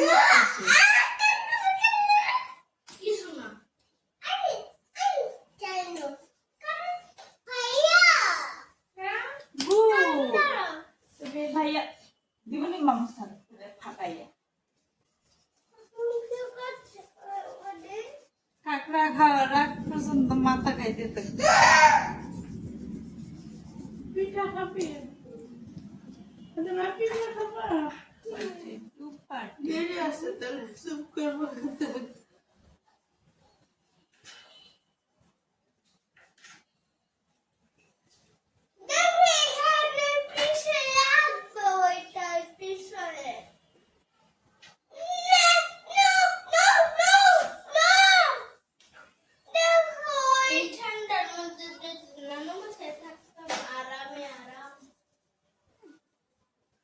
এনে কি তোর ব্যারাম লাগতেছে কিছু না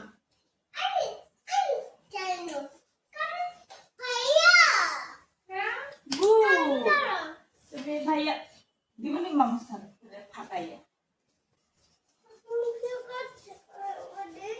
কাকড়া খাওয়ার আগ পর্যন্ত মাথা খাইতে থাকবে পিঠা খাবি পিঠা খাবা দেরি আছে তাহলে চুপ করবো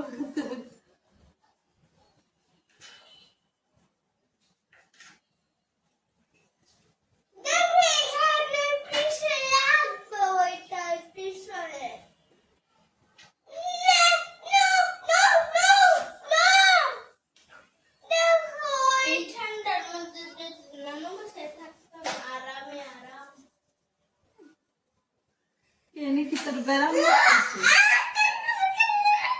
কিছু না